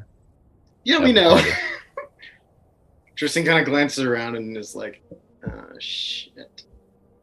That we were meant to be here? I'm a whisper to Tristan. Were you also planning on running away if shit got dire? Tristan just goes,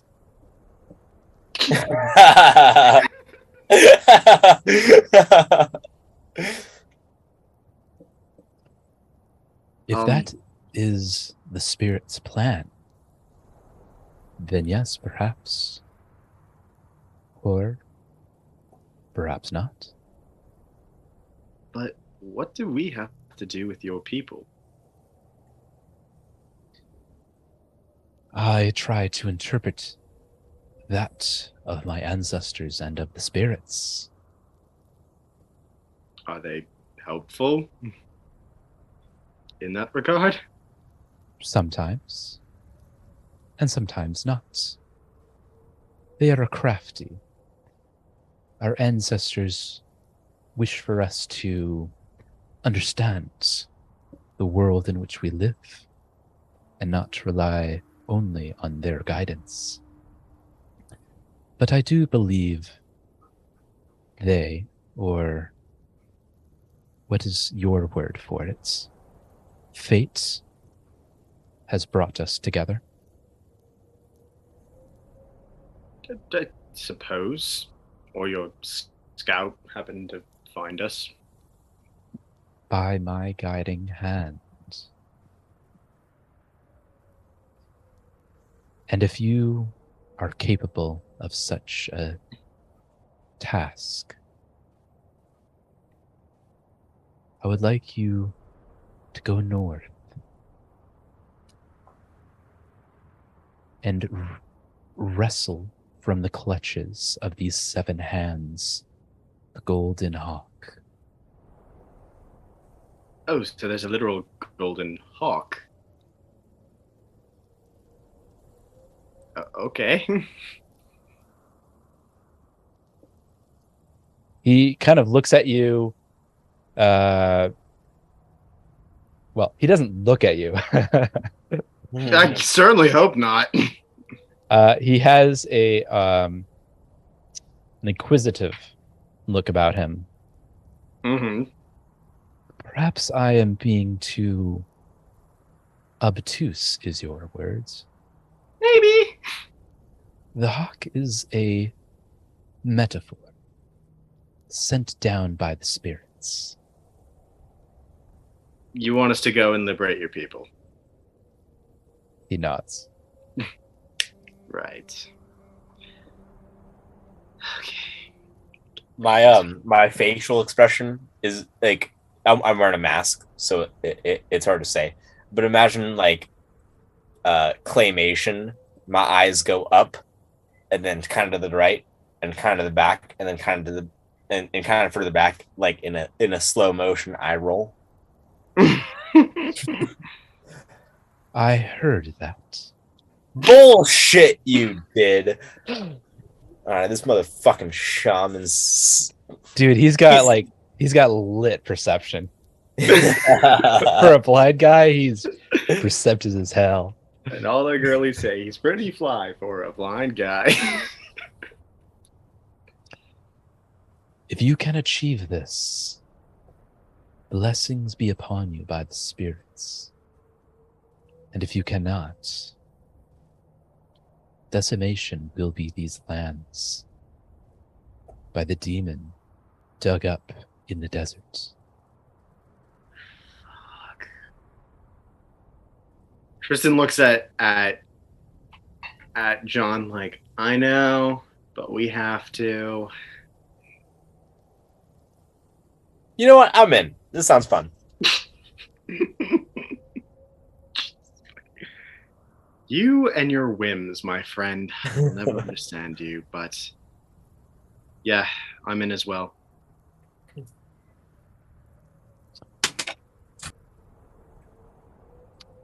I will ensure you are well provisioned for your journey. Oh, that would be very much appreciated. Go, and may the spirits be with you. Tristan wonders if he has to say something like, and also with you, but then just decides to kind of just nod and exit the tent.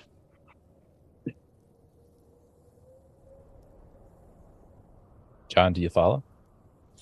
Yeah. Wait, you know what, Mr. Shaman? I don't know if we're really gonna make this through this. Do you have anything that could help us on our journey? Please don't tell me you're going to ask the shaman for drugs. Literally, whatever he's got. Yeah. All the strength of my tribe was taken by the viper. What would you have of a blind man? There's no fucking way you don't have drugs for us. The fucking shaman. Roll diplomacy. God. You were literally hitting this man up for drugs. All I'm saying, you want us to fucking succeed. Some war drugs would help a lot. Are you trying 30, 30. Oh no. 31.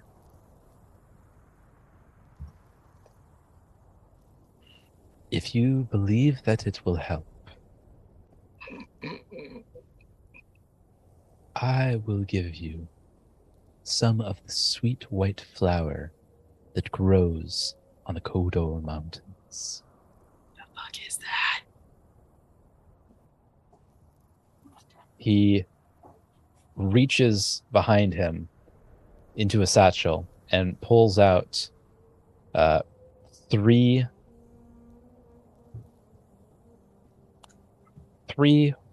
horn tips held together, plugged with a cacti cork. I believe your people call this whole gill. Ah, yeah, buddy.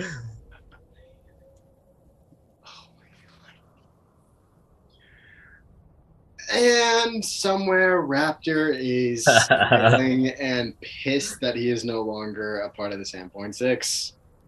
Yeah. I personally partake in quite a bit of this.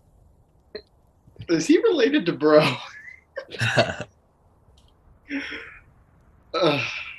And he hands you 3 vials worth of... Go ahead and roll. No, you don't have to roll. 3 vials worth of lesser whole gill. Sorry, you said you smoke a lot of this. We're about to go into a war. We could use more than 3. Perhaps then we must partake of the peace pipe. And he grabs a pipe and lights it up. Yes, please. All about it. And then And passes is it. just sitting outside going, What the fuck is John? And with this, may the spirits guide your vision. And he passes it to John. Hell yeah. Smoke 'em Jesus. peace pipe. I'm gonna smoke the shit out of that. God damn it. This is what happens when I leave John unattended. Wait, are you not here? No! I walked out. Even better, so much better. I just got 3 of those to myself. Let's go. Oh, you dickhead. All right. So go ahead and roll a fort save. Cool. I hope you whiff it. I will. Nat 1, baby. Woo! Oh no. That's not good. Okay, when I said I hope you whiff it, I didn't mean whiff it that fucking hard. You take a huge hit of the peace pipe and immediately begin to seize, falling over, overdosing. Mm. Tristan, roll perception. God damn it.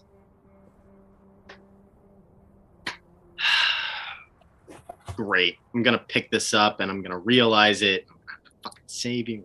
Fucking bullshit. And being team mom and stupid. Indy. 39. 39. Yeah. All right. You hear from behind you in the tent, John seizing and convulsing as he falls to the ground. God damn it. Tristan just mutters, God damn it, to himself, and then goes back in and looks down and is like, the hell is this? As you walk through,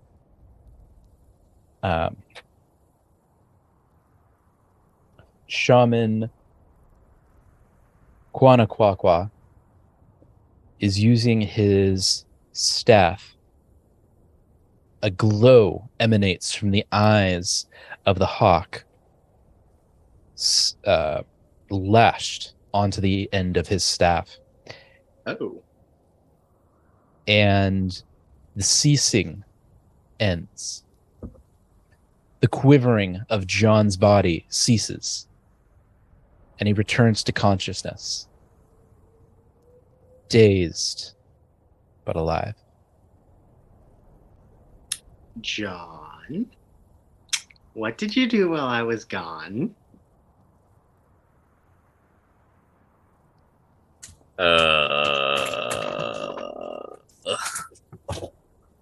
Tell me, what did you do while I was out of the tent? All the drugs. Help. Some cannot handle the visions of the spirits. What did he ingest? Actually, you know what? John, what did you ingest? Oh God, so much. Right. Looks Our back to the people shaman call- like, Our people call it Karen Kwa, but your people have another name for it. Ulgil. God. Okay. Damn it. Tristan just thinks to himself and he's like, am I the only person in this whole entire fucking team who can handle their fucking Holgill? Right. Is he going to be okay? Am I going to have to find him someplace to lay down and recover? He must recover for the rest of the day. But tomorrow, he would rise stronger. Oh. What did he just take a hit of? My personal stash. Tristan's like, okay, you're going to wait a minute. And is going to just quickly pick up John and be like, all right, come on, buddy. And throw him over his shoulders. And I'm gonna go find our guide and be like, "Hey, do you have a place where we can lay him out, have him rest up for a minute?" He took a big hit of Holgill. And he smoked the pipe, didn't he? Yeah, he smoked the pipe. I kind of want to smoke the pipe too. The shaman likes this. Yeah. Yeah. Hey, real quick, I need to let my dog out. She's not having a You're good good. time right now. You're on my shoulders currently. Cool. So I'll be right back. Yeah, you're fine. Yeah. The shaman likes his peace pipe. All right. Let's go. We can find a tent for it. All right, let's did you lose someone when they came and took all the people? My father. They took my father. I'm sorry to hear that. It's never easy. He's still alive. I know. Well, regardless. Regardless, it's still not easy.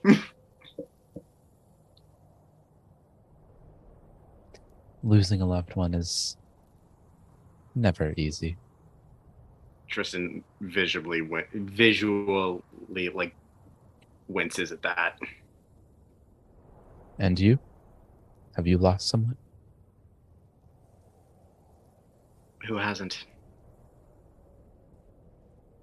These are treacherous times that we live in. Understatement of the year, honey.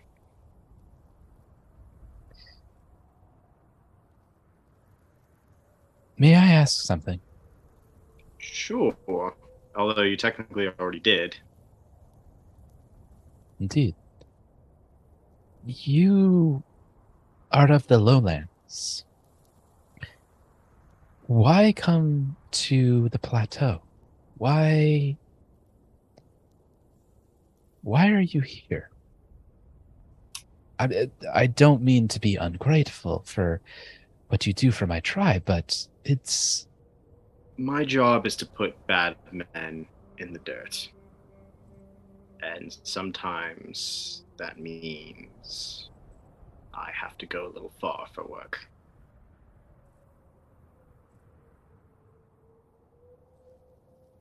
So you are in pursuit of a bad man?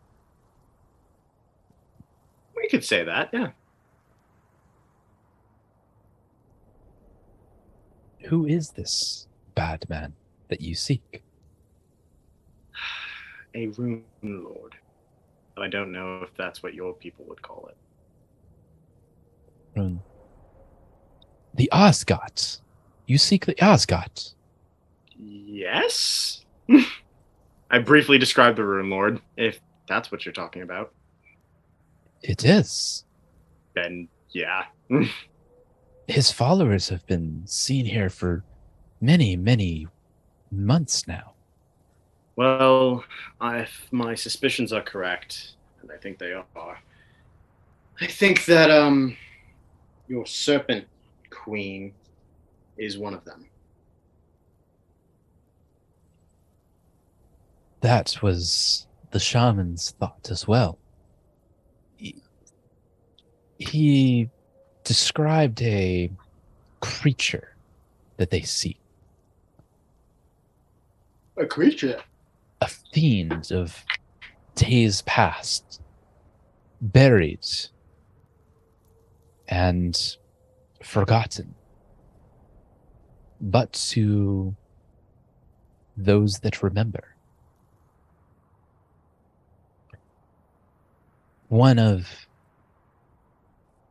great strength and evil. One that would serve the Osgot, the Runelords.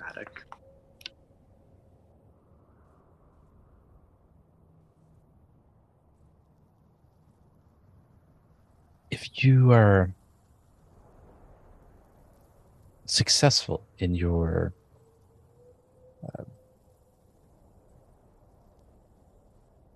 task, what will you do next? I don't know. I had an idea of what I would do when I found my task complete, but now I'm not so sure. So the wind blows where it might. I suppose you could say that my wind has changed direction. I have yet to figure out which way it will lead me. Then may it always be at your back.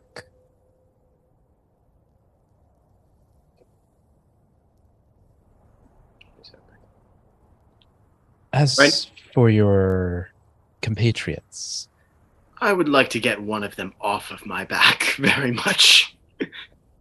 He does seem to be a Kuzatak, doesn't he? Does that mean idiot? It means, how describe? A child kick in the head by goat. Oh. Probably a horse, but yeah, I would say so. What was that? Oh, nothing. Go back to bed. All right, okay. Well, it is getting late. I should rest for the night. Okay. We can travel on in the morning. I can show you the way. Okay. Where do I put him? Oh, of course. Please follow me. She leads you to an unoccupied tent that is already made out for several individuals. You can place him there and sleep beside him. I will put him gingerly into the furs and just kind of tuck him in. Sleep well. It is safer here than the rest of the plateau. Okay. She leaves the tent. I will curl in and take a sleep and look over at John and be all like, how, on a scale of 1 to 10, how good was that pipe? Oh, fuck, dude. Oh, good. You gotta. Now? Yeah, right now. Dude, it's nighttime. What's gonna happen? You fall asleep? And you think you'll be all right if I'm not here? Who the fuck knows? Go for it. Well, I suppose I could ask the shaman a couple of questions. Don't go anywhere, all right? No promises. I'm going to reach over and kind of dig 2 fingers underneath his mask. Hey!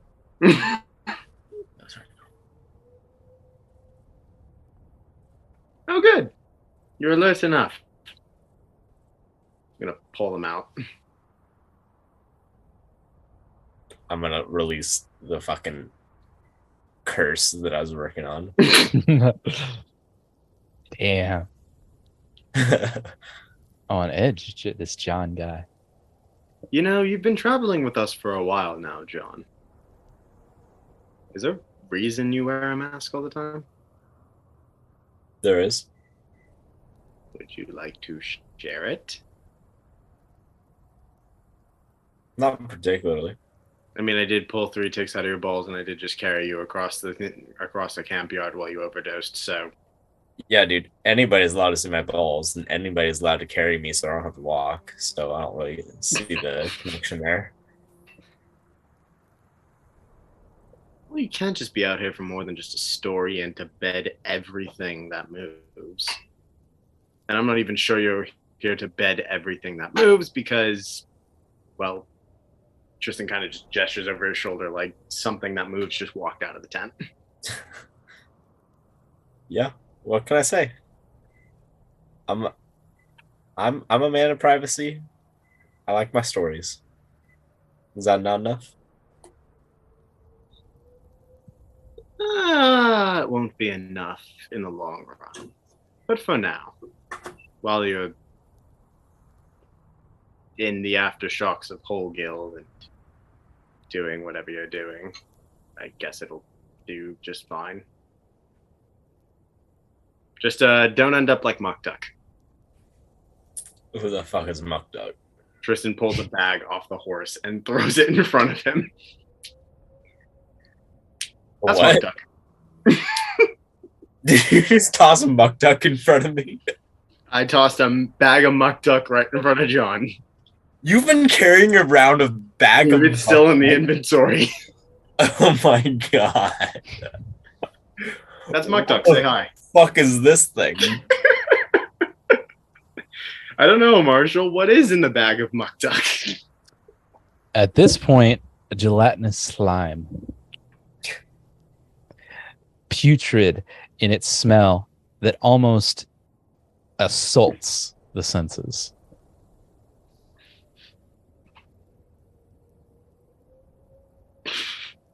I don't know what the fuck that thing is, but get it away from me. I think his skull's in there somewhere. Yeah, you okay? I guess you fucking had a party member that died. That sucks. Who hasn't? Tristan will leave the bag there and walk out of the tent. All right, where do you walk? Real quick, I'm gonna cast. Don't be a dick. No, I'm not being a dick. Disappearance. It essentially makes it is nighttime, yeah. Yes. It makes the target undetected, not just a sight, but to all senses, allowing the target to count as invisible no matter what precise and imprecise senses an observer might have. Mm-hmm. And it lasts 10 minutes, and I'm gonna follow. And why didn't you use that while I was going hunting? Because it's a level 7 spell. You think I'm gonna use that for hunting? All right, I guess I am walking, and I can't even tell that John's following me. All senses? Yeah, all senses. It's fucking absurd. I can read the whole thing verbatim if you want. No, I trust you. Yeah, I mean, okay, you could roll perception, but there's not much it's point still in it. possible for a creature to Don't find bother. You don't have a sense that is Dude, there. I rolled a 2. There's no fucking way. They can look for disturbed dust, hearing gaps in the sound spectrum, or finding some other way to discover my presence. I see. Okay, yeah, 2's not going to cut it. Yeah, Tristan's not. And again, he was told that this was safe, and so far, it's pretty safe. So Tristan's probably not really gonna be super on edge. All right, Tristan, where are you heading? Back to the shaman's tent, I suppose. Okay. Making your way back to the shaman's tent. You can smell smoke emanating from the structure. The scent of whole gill is thick in the air. Oh boy. Someone is having a smoke sesh. What do you do? Tristan will duck into the tent. The shaman raises his head from the pipe at which he is smoking.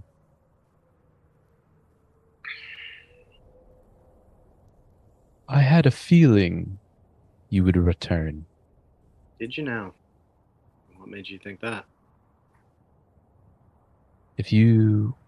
When you have lived as long as I have, you know when someone has unanswered questions. You said you could see things.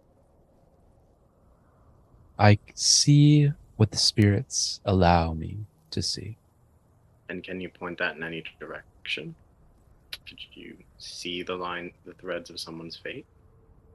If that is their desire. Tristan will just kind of nod. Speak your question, traveler. Is the boy safe?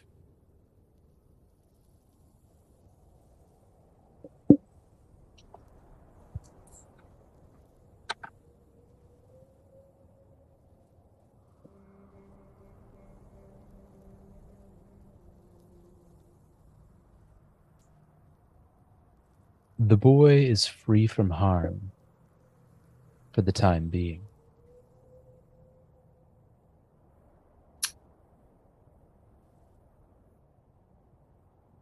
Is mother? Was it my fault?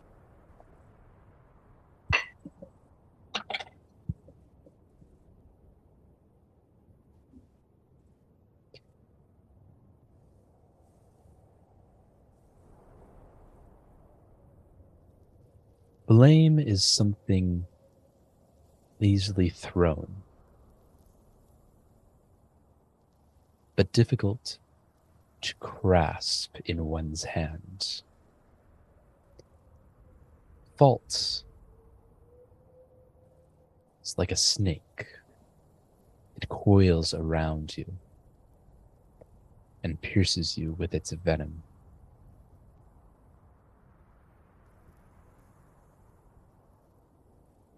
She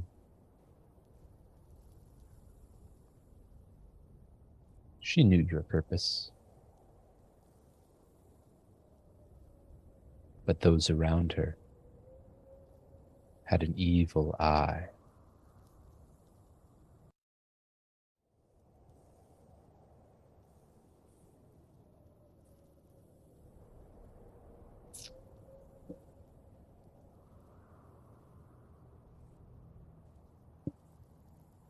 Where am I supposed to go from here?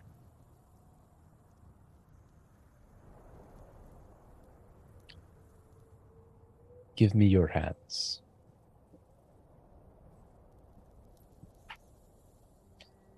He looks, no, he doesn't look. He feels the palms of your hands with the tips of his thumbs, clenching down tightly, almost as if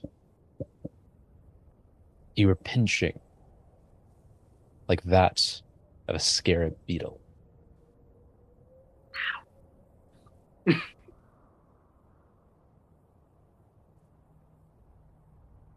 I see here many points of divergence. One, which leads to great glory and fame. Another, to darkness, shadow. And yet another to peace and tranquility. The decisions before you will answer your question.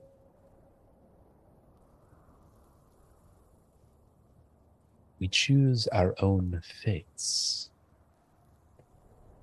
The spirits simply guide our path.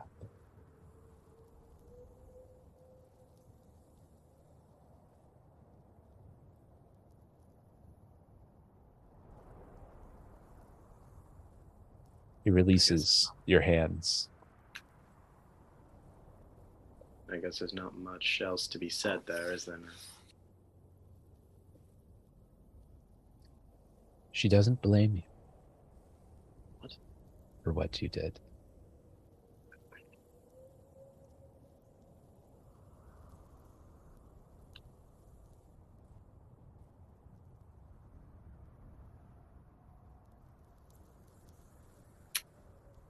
Maybe. But I blame myself. as is the torments of the living.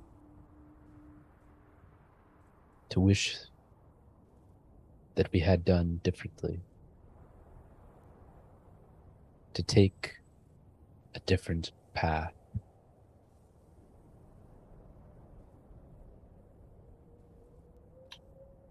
I set upon the path that I did so she wouldn't die.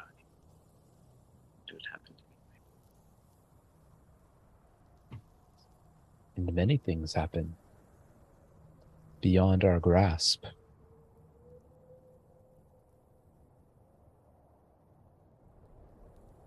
That is the path in which you find yourself,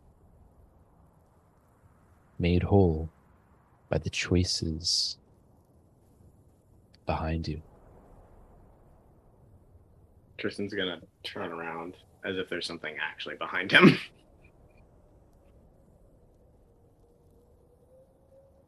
Roll perception.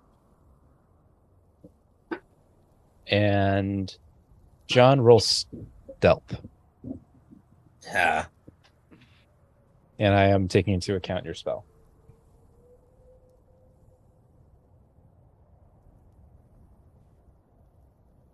37. Nat 20, bitch. Fucked. Tristan, you notice absolutely nothing. There's no one but you and the shaman in the tent. That might be the biggest waste of a nat 20 I've ever used. Oh, that's absolutely the biggest waste of a nat 20. Tristan has had no idea that you were behind him and is not suspicious at all. He literally was just kind of like, it was one of those situations where you're like, Yeah. Okay, no, there's nothing behind me, but I'm going to look back anyways.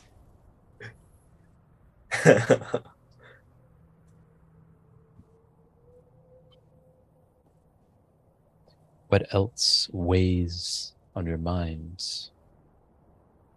Well, really, I mean, aside from that, it's just that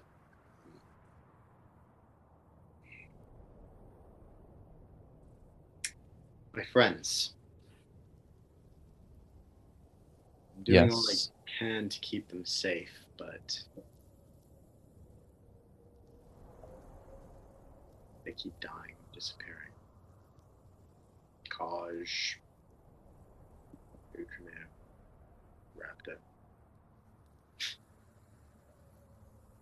Never thought I'd say that I missed Raptor, but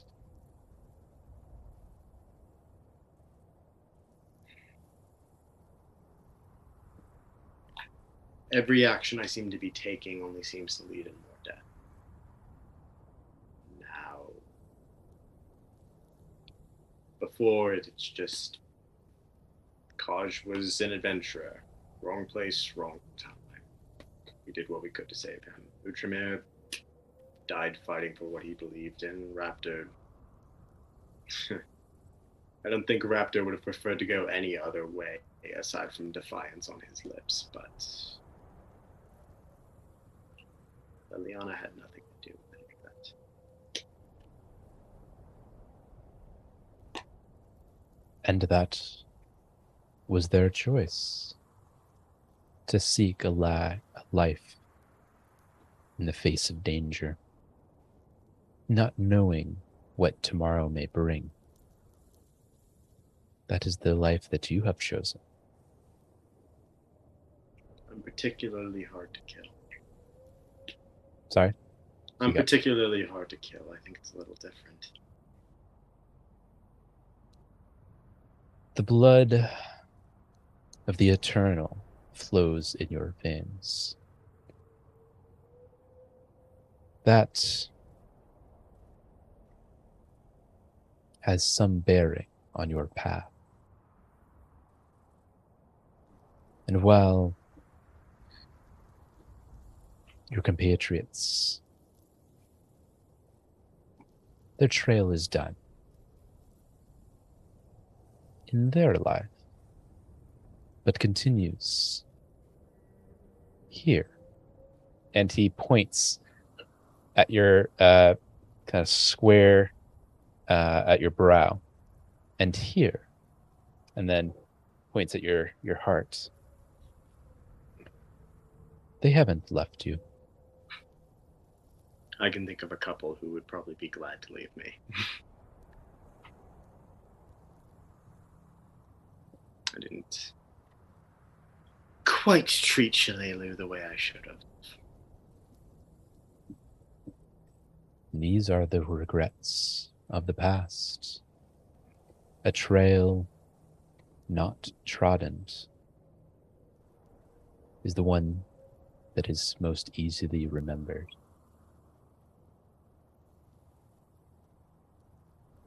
I don't know.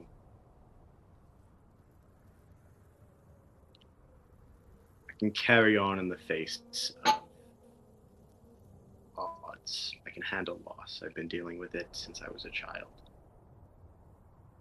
But there are some who don't deserve to carry those burdens, who have to now. And that is their path.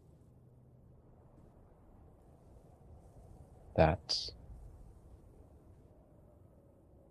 in the choices made prior is the trail in which they now tread. Can you speak with them? I can speak with some that have passed to the eternal. Could I? Perhaps. Who is Will it? doing so make that me run the risk of ending up like my companion?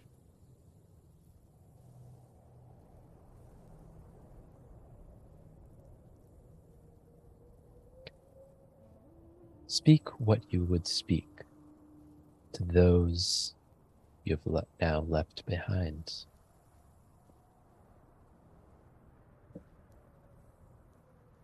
Tristan's going to kind of rack his brain.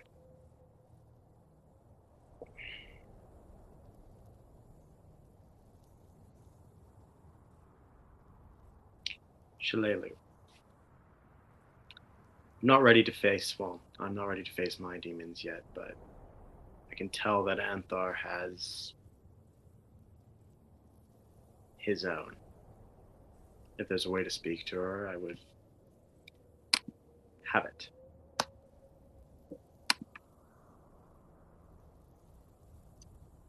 The shaman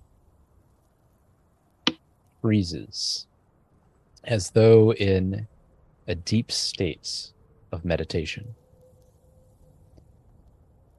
relaxing every muscle in his body.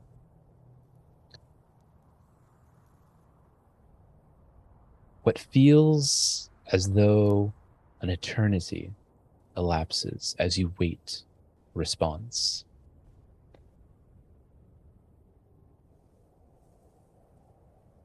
His muscles open up. And he says, "She speak only to one of you." Tristan's going to kind of just smirk to himself and shake his head a little bit and just mutter, "Still a bitch, sweetheart. Still a bitch." Not insultingly, like fondly, but just like, of course.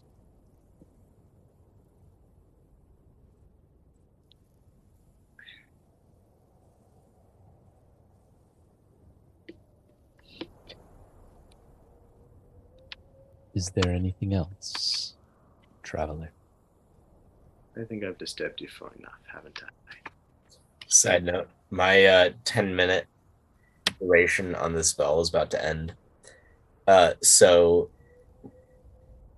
just would I be able to like recast this since they can't detect my sounds or presence or any senses? Do you have multiple charges on this spell? Yep. I'm a bard, so I can as long as as long as I have any level 7, it's just like slots. I just need like I can assign.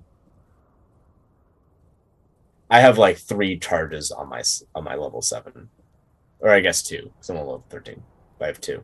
Right, but you have to select your level 7 spells ahead of time. Not as a bard. That was a bard? Oh, okay. Yeah, you can do that. Cool. So I can just do it without being all stealthy and shit. Sure. Sick. I re-up it. Sick. Sorry, continue. With what? So you're still spying on what is ostensibly a private moment. Yeah, exactly. I'm just chilling. I'm just at the corner watching. If you wish further guidance, traveler, you need only request. I will keep that in mind, Elder. He nods in a mutual sign of respect. Tristan will kind of incline his head as well and then leave the tent.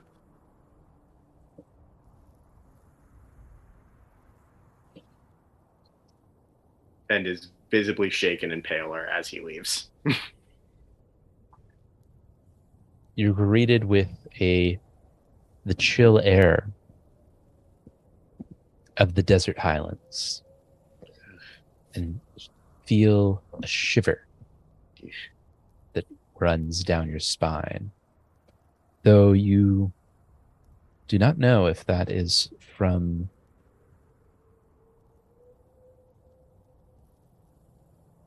the icy touch of the air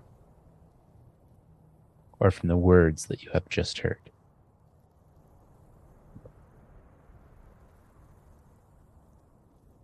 Going to walk back to the tent now.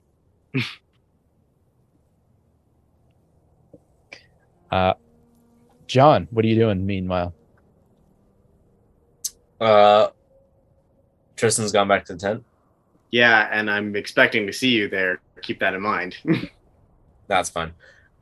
What's the dude doing? The shaman? Yeah.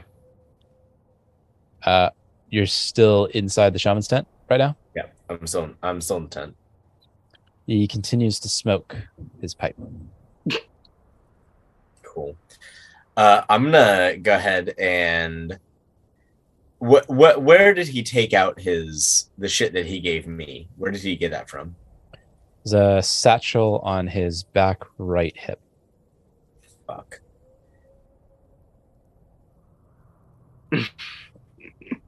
Oh, fuck. I'm only level shit. This is my last charge on this spell.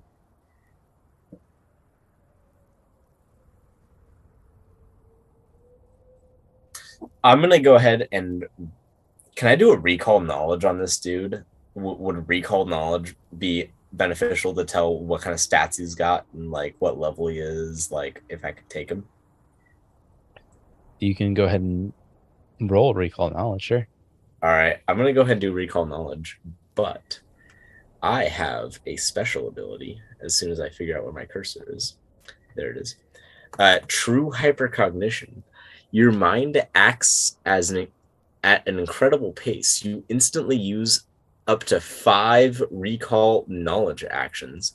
If you have any special abilities or free actions that would normally be triggered during the recall knowledge, you can't use them. But I can use 5 recall knowledges in 1 action. Okay. And that is the high. I got an 18. I got 18, 8, 10, 19, and 5. So the 2 highest would be like 18 and 19. What's 19? Plus your modifier. Plus modifier 40. 40. Okay.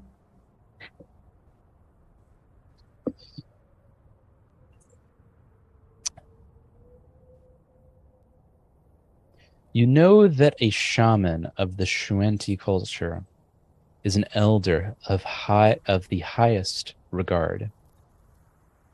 One that has the ability to look past the material plane and into that which is invisible to the rest of us. To achieve this level of knowledge requires a lifetime of study and meditation, an extreme discipline to the art of interpretation of the Spirit's guidance.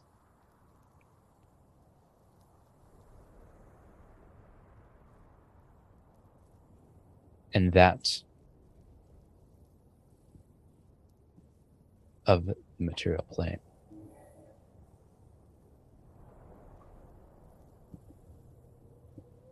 All right, so like to my knowledge of this world, my character would have better knowledge than I would. A character like that, would they also be that like impervious to a big ol' hit on the head with, say, like a blunt object, like a 2x4?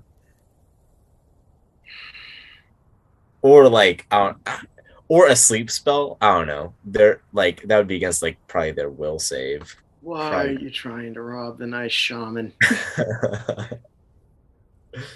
You know that the shaman, while lacking in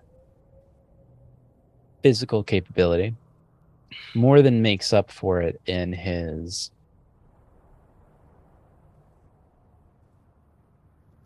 knowledge of the spiritual.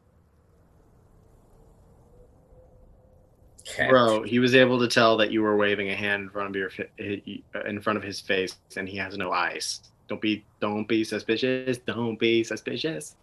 All right, here's what I'm gonna do. I'm gonna go ahead and cast guidance, which gives me +1 on the next thing, which is augury. So I cast augury. So you gain a vague glimpse into the future, and this is a future in which I smack him on the back of the head with a 2x4. During the casting of this spell, ask the results of a particular course of action, hitting him in the head with a 2x4. The spell can predict results up to 30 minutes into the future, and reveals the GM's best guess among the following outcomes. 1. Wheel. The results will be good. Woe. The results will be bad. Wheel and woe. The results will be a mix of good and bad. Nothing. There won't be anything particularly bad, good or bad of the results. The GM rolls a secret DC 6 flat check. On a failure, the result is always nothing. This makes it impossible to tell whether nothing is accurate. If anyone asks about the same topic as the first casting of augury during an additional casting.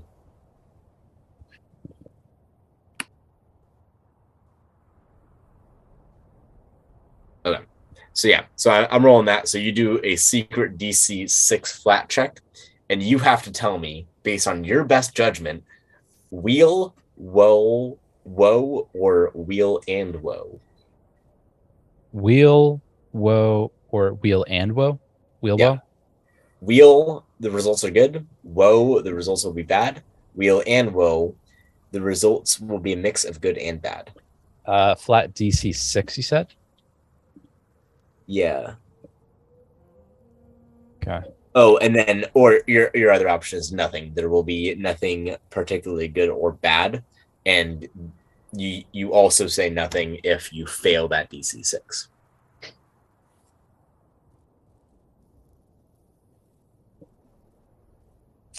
Wheel, woe.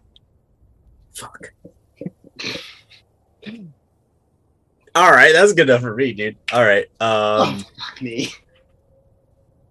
You know, I'm gonna go ahead and cast this again, but on the alternate scenario that I just use sleep on him, which is essentially would make him fall asleep, and it's against his will save. Yeah. So I'm gonna do the same thing and see if it is likely that he would fail a will save. What is your spell DC? DC is 36.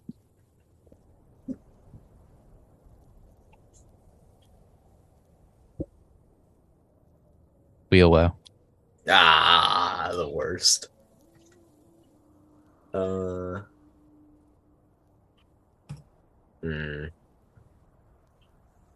I must have other options here. I'm a fucking bard.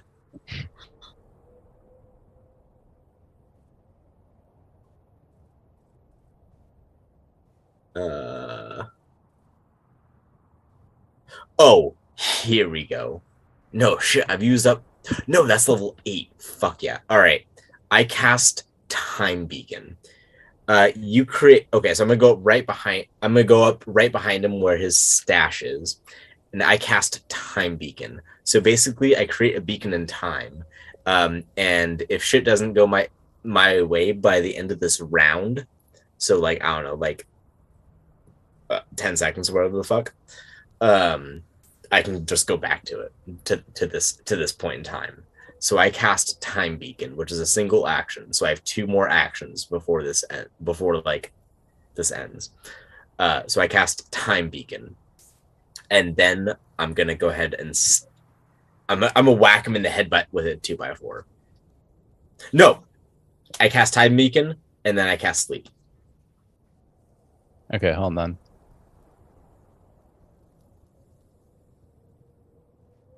This is the most convoluted way you have ever tried to steal anything, and I was here when you were literally playing a rogue ranger.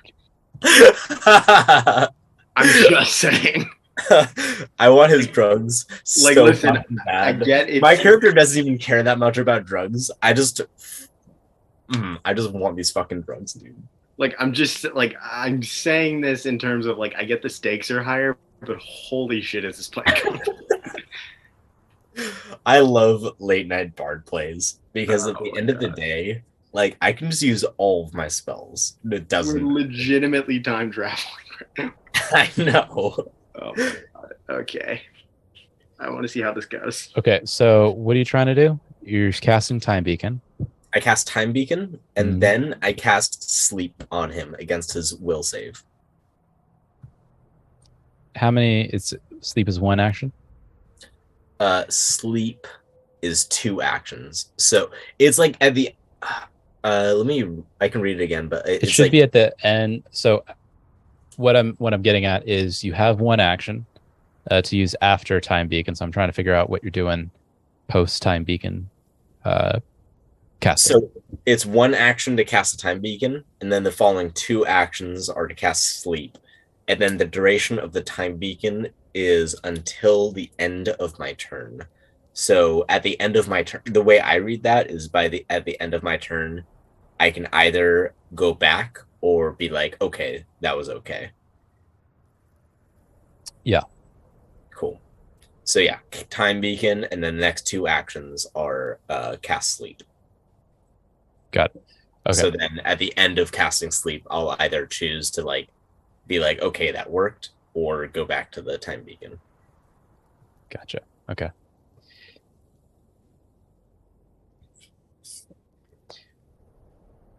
So after you cast Time Beacon, followed by casting Sleep, seems that the shaman begins to stretch wide. Roll a reflexive. Oh boy.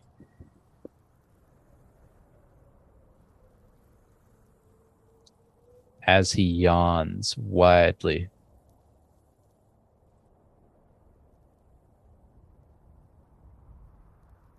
$28.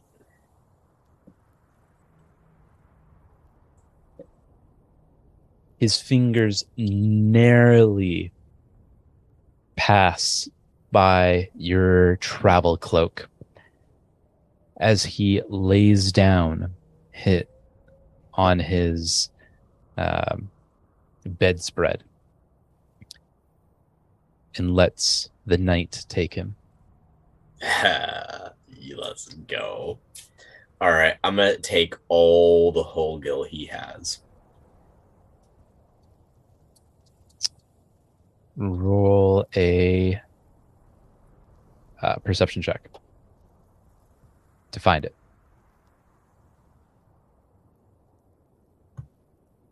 Nat 20, bitch.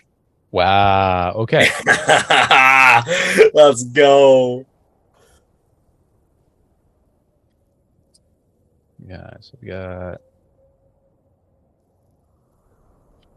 Here we go. I love this game, dude.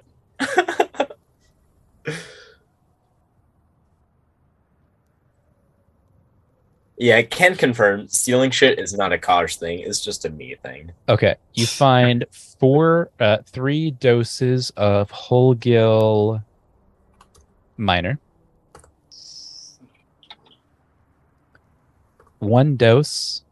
You're taking this down, right? Yeah. 1 dose of Holgil Lesser. Sick.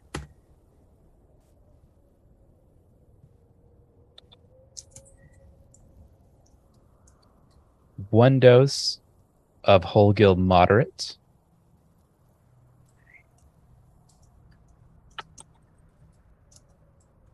And 1 dose of Holgil Greater. Oh, yeah. Probably a good thing Cinco isn't here because he would be pissed. So, as a reminder, Holgil Minor is a level 6 item. Holgil Lesser is a level 12 item. Holgil Moderate is a level 18 item. Whoa. And you found 1 Holgil Greater, which is a level 22 item. Oh, God. By all accounts, you should not have access to this thing. Whatever you do not drink the big potion. Oh, yeah. I'll just immediately die.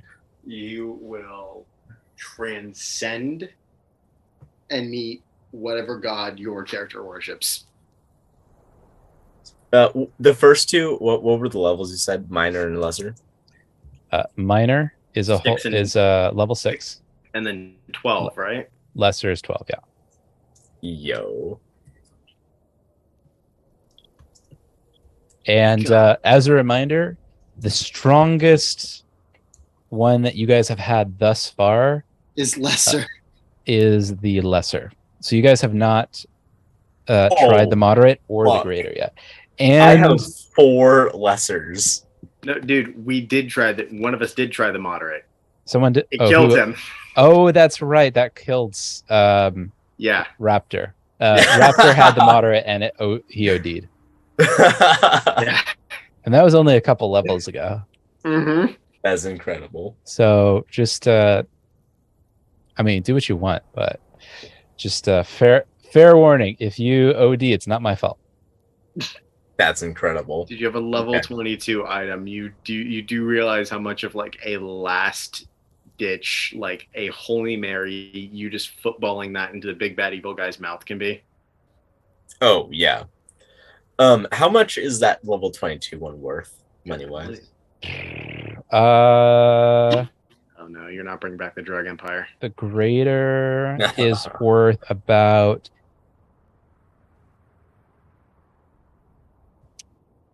10,000 gold pieces. Oh my god. I'm sorry, how much? That greater, it's worth about 10,000 gold pieces. That is the biggest loot I've ever gotten ever. Oh, dude, wow. I think that's the biggest loot we've gotten, period. Yo. I love this game, dude. Oh, for fuck's sake. We are in fucking trouble when they realize you knocked out their shaman and stole all his fucking trucks. He fell asleep. What can we do?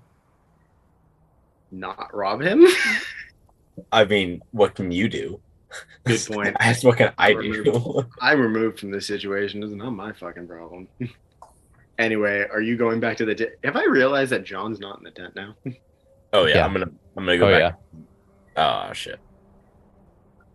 I told him to fucking stay. Yeah. Tristan just looks at the empty bedroll, rolls his eyes, draws his sword, and walks back out. Yeah. By my time frame, I've lost my invisibility at this point. Mm-hmm. So I'm just walking back to the tent normal. Do we Okay. meet in the middle? My shit. I stash my shit in my bag of holding. All right. Yeah, you meet about halfway between your tent and the shaman's tent. I immediately flick my sword up to his throat. Now hold on. Would you necessarily do that if you didn't know what's going on with in the shaman's tent? Yes, because he's been overdosed and now I'm fucking worried about him, and the only reason he's gonna get up is to do something fucking stupid. Okay, fair enough. What did you do? What are you gonna do, John? What did you do? What did you do? Fuck, dude. Why you gotta be like that? What did you do? I just wanted to go for a walk. What did you do? I just wanted to go for a walk, dude. Mm-hmm. And what did you do on that walk? I fucking puked, and now I'm on my way back. Okay, that checks out. Hold on. Roll, John. Roll deception, and Tristan roll diplomacy. How high is your deception, John? And whoever, let's see who's higher. That's a good question. That's a good one. 46, bitch. Can you beat a 46? I don't know, but we're gonna try. I don't think so. There you go, not 20. No, I did not. I had that is a 34. But no, All right. that is not a 46. He appears to be telling the truth. Okay, that checks out. I lower my sword and sheath it again. Sorry, had to be sure.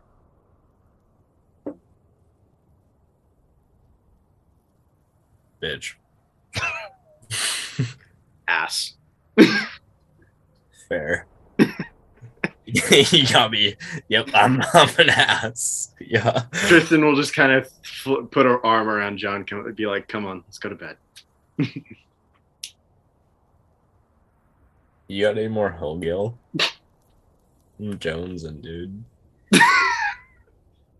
I might, Give it. but later, okay? Alright. Before a fight. Huh? Before we fight, I want some Hogil. All right. I think I I've want got a to eat lesser in myself. my. I think I've got a lesser in my saddlebags. Oh, a lesson. Yeah. Okay. All right. I will go back to the tent and go to sleep. And then just as a reminder, so the minor, it's worth about 50 gold pieces, lesser about 500 gold pieces, and the moderate about 5,000 gold pieces. Oh God, why am I drinking this shit? Yeah, honestly though, it's honestly a little bit better as like just gold. Yeah, we might as well just start fucking. Because like this, like it's so good if it works, but if it doesn't, it's so bad. Yeah, we might as well just be fucking selling it. Anyway, do you go to sleep too, or do you take another hit? Oh, I'm going to sleep. Okay, we both go to sleep. All right. You wake up the next morning a little groggy as the desert air has yet to warm under the sun and chills you to the bone. Oh, this is fucking bullshit. Why is it so cold here? It's a desert.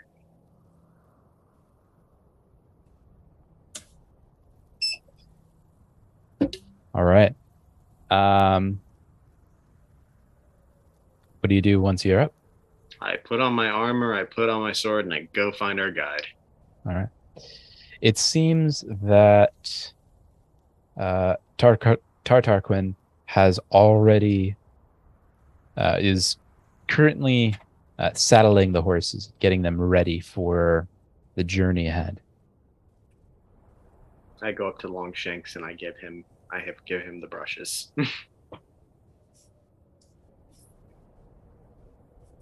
Your horse's name is Longshanks. Yeah, dude, where the hell have you been? I just didn't notice that. That's Yeah. fucking It's named after what Luke used to call me. right.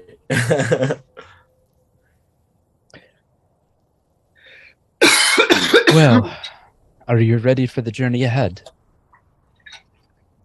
Yep, let's go. Wait, where's John?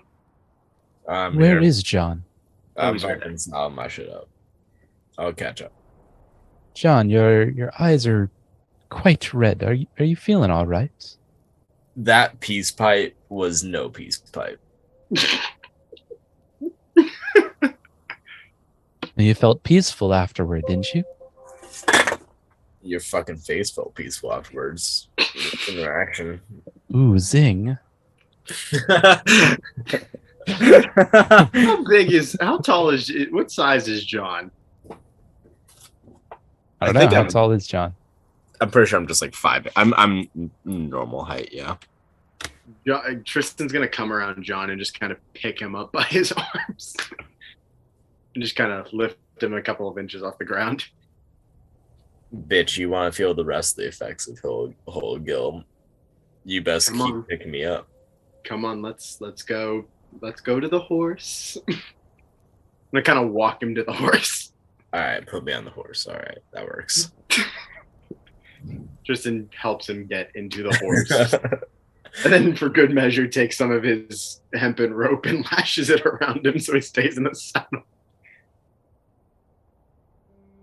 Don't fall off, okay? I got it. All right, I'll go mount Longshanks now. Well, if you two are ready, the trail Yeah. awaits. For the trail he plays. She leads you northward, and you guys can still see that map, right? Yeah. Yep. Northward, 3 days ride until So you we are- find. Fucking far away from the rendezvous point. 3 days ride takes you to the encampment of. We're down to 46 rations. Oh Annotated. yeah, take off your rations also. I did. Which brings you to the encampment of Gulstspear, a recently excavated Thessalonian ruin. And about a mile from the ruin, Tartar Quinn stops her horse. This is as far as I can go, I'm afraid. All right, then. The rest is up to you. May Okay. the spirits guide your path. And she pulls back on the reins. Horse whinnies up, and she darts southward back to her village. As soon as she's out of earshot, I look over at John and I said, "Did you sleep with her?" Not this time. Next time, maybe. Okay, because I was wondering, generally speaking, when women bail out of the group that quickly, it's because somebody messed up. Not that way. All right. So you see this encampment. How do you want to do this? What's the fortification look like? Roll perception. Ooh.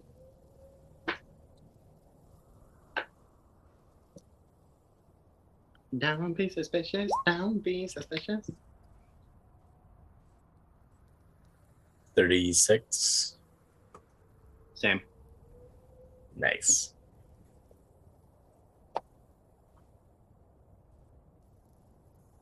All right. You see before you an excavated site that has the tops of ruined stone walls and pillars scattered all about. At the center of the encampment are 3 large cages, which collectively hold some 2 or 3 dozen Shuanti tribesmen and women. Patrolling the area are 3 shrouded individuals keeping an eye on the cages, as well as a path that leads downward to the catacombs below. I might be able to hit them from here with my bow, but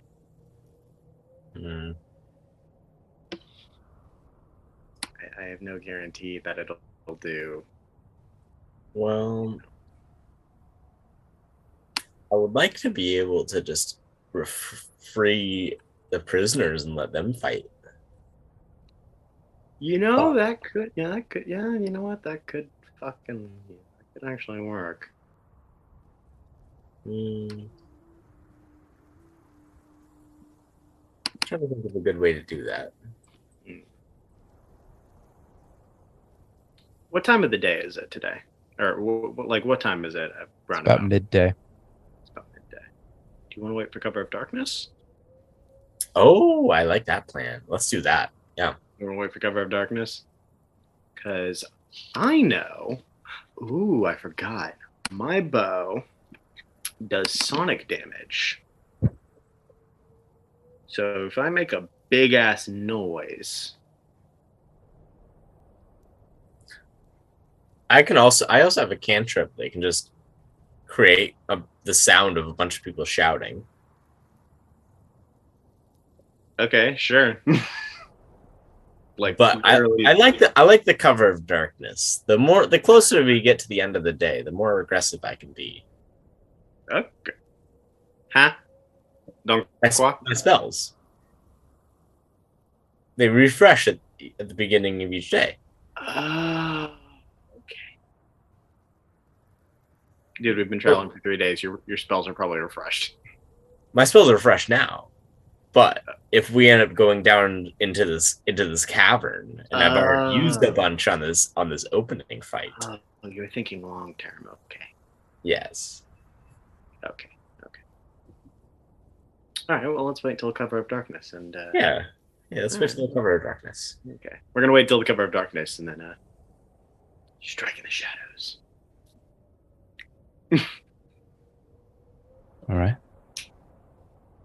Darkness falls.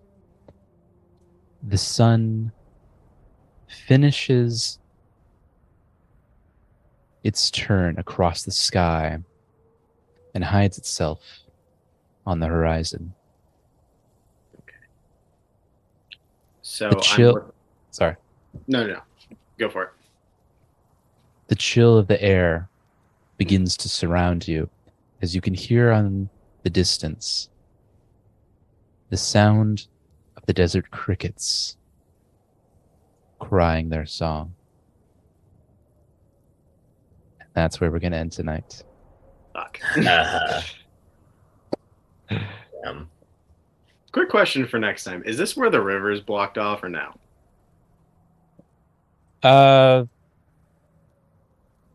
Yes. Okay, cool.